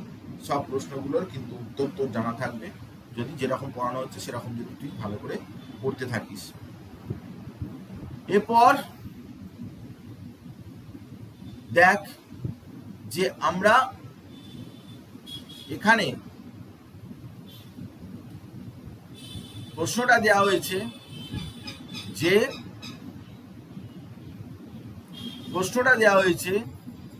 যে small amount silica gel and small amount anhydrous calcium chloride are placed separately in two corners of a vessel containing water vapor। একটা ভেসেল, তার মধ্যে ওয়াটার ভেপার রয়েছে। তো দুটো জিনিস রাখা রয়েছে ওখানে, একটা বড় একটা এরকম ধরনের ধর ভেসেল তুই রেখেছিস, এখানে রেখেছিস ক্যালসিয়াম ক্লোরাইড, এখানে রেখেছিস সিলিকা জেল। ক্যালসিয়াম ক্লোরাইড এক জায়গায় রেখেছিস, সিলিকা জেল আর এক জায়গায় রেখেছিস, আর এখানে ওয়াটার ইত্যাদি রয়েছে। কি ঘটনা তুমি দেখবে? তো ক্যালসিয়াম ক্লোরাইড এ কি করে? ক্যালসিয়াম ক্লোরাইড অ্যাবজর্বস ওয়াটার, ওয়াটারকে অ্যাবজর্ব করবে, ক্যালসিয়াম ক্লোরাইড অ্যাবজর্ব করে। বাট সিলিকা জেল বরাবর পড়ে এসেছিস যে কমন অ্যাবজর্বেন্ট সিলিকা জেল, আমি বলেছিলাম, ছবিও দেখিয়েছিলাম। Silica gel absorb water molecule, silica gel কিন্তু ওয়াটার মলিকিউলকে অ্যাবজর্ব করবে। শুধু সারফেসেতে সিলিকা জেল যদি এটা হয়, তাহলে তার বাইরের গায়েতে সারফেসেতে শুধুমাত্র সিলিকা জেলটা থাকবে, ওয়াটার ভেপারটা থাকবে, ভিতরে কিন্তু ওয়াটার ভেপারটা কখনোই ঢুকবে না। তো এই ঘটনাটাই আমরা অবজার্ভ করব, এই ঘটনাটাই আমরা দেখতে পাবো। তো আমি এই কথা বললাম এবং সাথে সাথে এই প্রশ্নটাও হয়ে গেল। এবং adsorption will occur on silica gel, এটা মনে রাখবি, সিলিকা জেলে সবসময় অ্যাডজর্পশন হয়, সিলিকা জেলে কখনোই অ্যাবজর্পশন হয় না। ক্যালসিয়াম ক্লোরাইডে কিন্তু অ্যাবজর্পশন অকার, ওখানে কিন্তু অ্যাবজর্পশন, এ বি অ্যাবজর্পশন এরকম ধরনের হবে, আর সিলিকা জেলে কিন্তু অ্যাডজর্পশন হবে, এডি যেটা আছে সেটা হবে। তো আমরা বললাম এই প্রশ্ন, পরের প্রশ্নে চলে আসছি। দেখ কত সোজা প্রশ্ন। What form of Freundlich adsorption isotherm equation takes at high pressure. তো নিশ্চয়ই মনে আছে যে আমি অ্যাডজর্পশন আইসোথার্ম পড়িয়েছিলাম, অ্যাডজর্পশন আইসোথার্ম পড়িয়েছিলাম। তখন আমি বলেছিলাম একটা কথা, যে অ্যাডজর্পশন আইসোথার্ম মানে কি? অ্যাডজর্পশন আইসোথার্ম মানে কি বলেছিলাম? মানে হচ্ছে change of adsorption rate with the change in pressure at constant temperature। Constant টেম্পারেচারে, টেম্পারেচারটা যদি ঠিক রাখা হয়, সেই অবস্থায় চেঞ্জ যেটা হয় অ্যাডজর্পশন, সেটাই হচ্ছে অ্যাডজর্পশনের রেট, প্রেশারের সাথে যে চেঞ্জ হয় সেটাই হচ্ছে কি না অ্যাডজর্পশন আইসোথার্ম। তাতে আমি একটা গ্রাফও দেখিয়েছিলাম, মনে করে দেখ, x by m versus pressure. তাতে এরকম গ্রাফটা গিয়ে এরকম গিয়ে এরকম প্যারালাল হয়ে গেছে। এইটা ছিল হাই প্রেশার। হাই প্রেশার মানে x by m is proportional to p to the power 0। প্রেশারের উপর ডিপেন্ডেন্সি ছিল না, প্রেশারের সাথে কোনো ডিপেন্ডেন্সি ছিল না। হাই প্রেশারে ওটা parallel to x Axis, pressure Axis হয়ে গেছিল, কারণ ওটাকে বলে স্যাচুরেশন প্রেশার, ম্যাক্সিমাম প্রেশার বাড়িয়ে দেওয়া হয়েছিল। ওই প্রেশারের পরে আর কিন্তু রেট অফ অ্যাডজর্পশন বাড়ার কোনো ব্যাপারই ছিল না। তো এই প্রশ্নটায় Freundlich isotherm x by m proportional to, এখানে একটা আমি x by m k into p to the power 0 এরকম ভাবেও লিখতে পারি, একটা কনস্ট্যান্ট দিয়েও লিখতে পারি, যে কোনো ফর্মেই আমরা লিখতে পারি, কোনো অসুবিধার কিছু নেই। তো দেখ এটাও আমরা বুঝলাম, এবং এটা হচ্ছে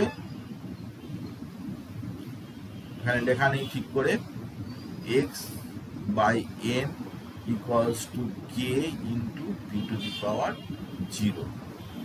এটাই হচ্ছে এই ফর্মটা, independent of pressure at temperature. P to the power 0 মানে কি, x by m equals to k, p to the power 0 something to the power 0 মানে 1, এটা 1 হয়ে গেল।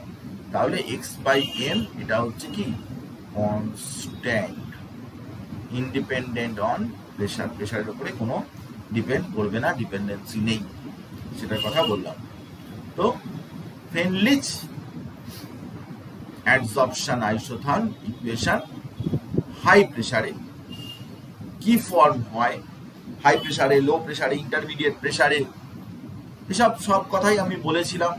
যে লো প্রেসারে ছিল x by m equals to k into p, directly proportional, আর x by m equals to k p to the power 1 by N.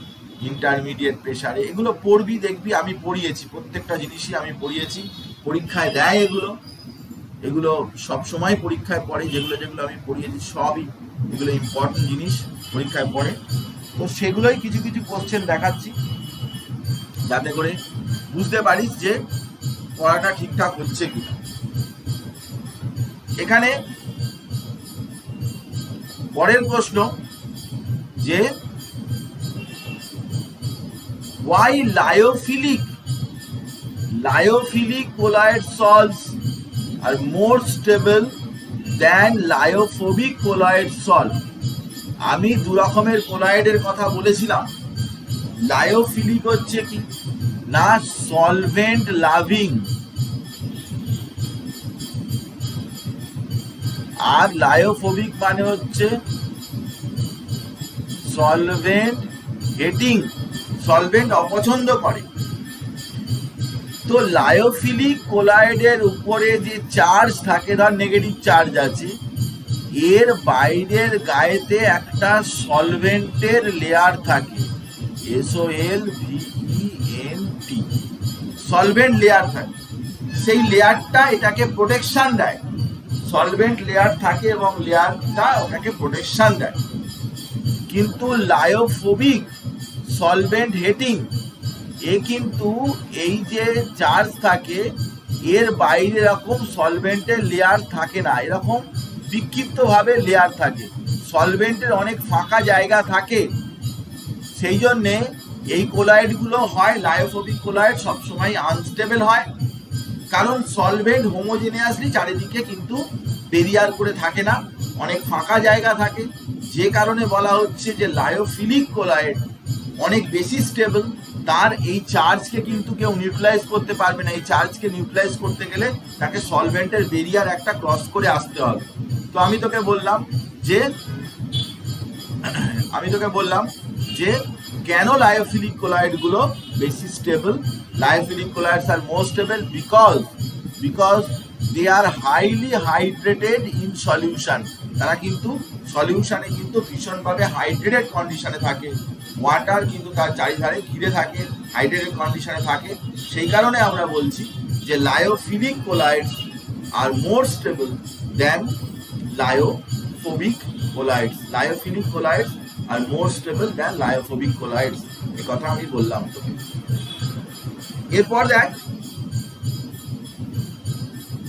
এরপর দেখ যে মাইসেলি সিস্টেম এবং ম্যাক্রোমলিকুলার কোলয়েড তার এক্সাম্পল দিতে বলেছে। তো মাইসেলি কাতে হয়, মাইসেলি আমি পড়িয়েছিলাম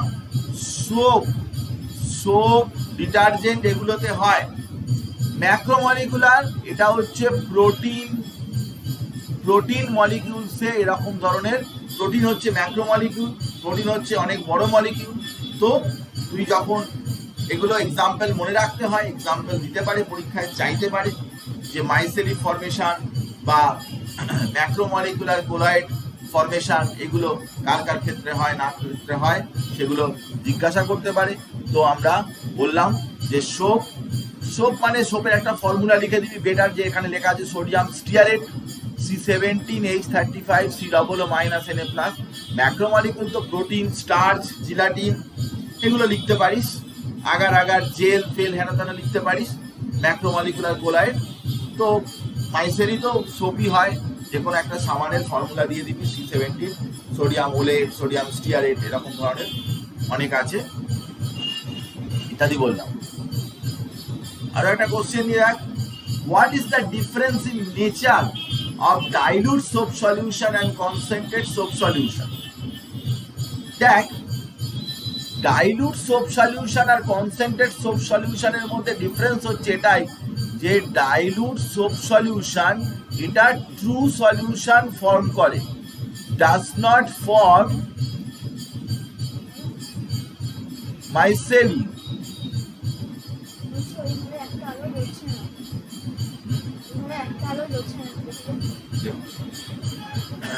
ডাইলুট সোপ সলিউশন সেটা কিন্তু তাদের ডিফারেন্স, এটা ডাইলুট সোপ সলিউশন হচ্ছে ট্রু সলিউশন হিসাবে কাজ করে, কিন্তু কনসেন্ট্রেট সোপ সলিউশন এটা কিন্তু অ্যাকচুয়ালি কোলয়েড হিসাবে কাজ করে এবং মাইসেলি ফর্মেশন হয়। কারণ আমি মাইসেলি ফর্মেশনের সময় আমি বলেছিলাম যে একটা পার্টিকুলার কনসেন্ট্রেশন, একটা পার্টিকুলার টেম্পারেচারেতেই ক্রাফট টেম্পারেচার এবং সিএমসিতেই কিন্তু এই কনসেন্ট্রেশনে মাইসেলি ফর্মেশন হয়। তো যে কারণে আমি বলছি যে ডাইলুট সোপ সলিউশনের সাথে কনসেন্ট্রেট সোপ সলিউশনের একটা ডিফারেন্স আছে। তো dilute soap solution behaves like true solution, true সলিউশনের মতো বিহেভ করে, whereas concentrated soap solution behaves like colloidal solution, মানে মাইসেলি ফর্মেশন হয় এবং কোলয়েডাল সলিউশনের মতো কাজ করে। তো আমি অনেকগুলো প্রশ্নের কথা আমি বললাম, আরো বেশ কিছু কোশ্চেন অ্যান্সার আমি তোকে পাঠিয়ে দিচ্ছি, সলিড স্টেটে যেরকম আমি দিয়েছিলাম সেরকম পাঠিয়ে দিচ্ছি। এখন তো নোটস দেওয়া যাচ্ছে না, নোটসের হার্ড কপি আমি রাখছি, পরে কিছুদিন যাক, 10-15 দিন যাক, একটু পরিস্থিতিটা দেখা যাক। এখন তো কালকে থেকে লকডাউন হচ্ছে, আশা করছি যে 1 মাসের মধ্যে নিশ্চয়ই আবার অনেকটা পরিস্থিতি ঠিকঠাক হয়ে যাবে, তখন আমরা আবার অফলাইন ক্লাস রাখবো এবং নোটস পত্রগুলোও দিয়ে দেবো, তখনই না হয় পরীক্ষা নেব। এখন নোটস ছাড়া, এইসব ছাড়া পরীক্ষা নেওয়াটা ঠিক হবে না, সেই জন্য আমরা একটু বন্ধই রাখছি। তো এই পর্যন্ত আজকে থাকলো। সারফেস কেমিস্ট্রি আমাদের শেষ হয়ে গেল। এর পরের সপ্তাহে আমরা থেকে শুরু করব আমরা নতুন একটা চ্যাপ্টার, সেটা হচ্ছে কেমিক্যাল কাইনেটিক্স। এই চ্যাপ্টারটা আমরা শুরু করব। এটা খুব ভালো চ্যাপ্টার, একটু সাইজে ছোট, অন্যগুলোর মতো অত বড় নয়, কিন্তু কনসেপশনে হেভি আছে এবং এখানে অনেক ইম্পর্টেন্ট নিউমেরিক্যাল প্রবলেমস আছে। নিউমেরিক্যাল প্রবলেমসগুলো আমাদের করতে হবে। সলিড স্টেটে যেরকম আমরা করেছি বেশ কিছু নিউমেরিক্যাল প্রবলেম, তার চাইতে কঠিন প্রবলেম এখানে রয়েছে, নিউমেরিক্যাল প্রবলেম, সেগুলো আমরা করব। আর যেরকমভাবে পড়া চলছে আপাতত এরকমভাবে চলুক, তারপরে পরিস্থিতি যেমন চেঞ্জ হবে সেই অনুযায়ী আমরা চেঞ্জ করব। ঠিক আছে, আপাতত এই পর্যন্ত থাকলো। ওকে, থ্যাংক ইউ ভেরি মাচ।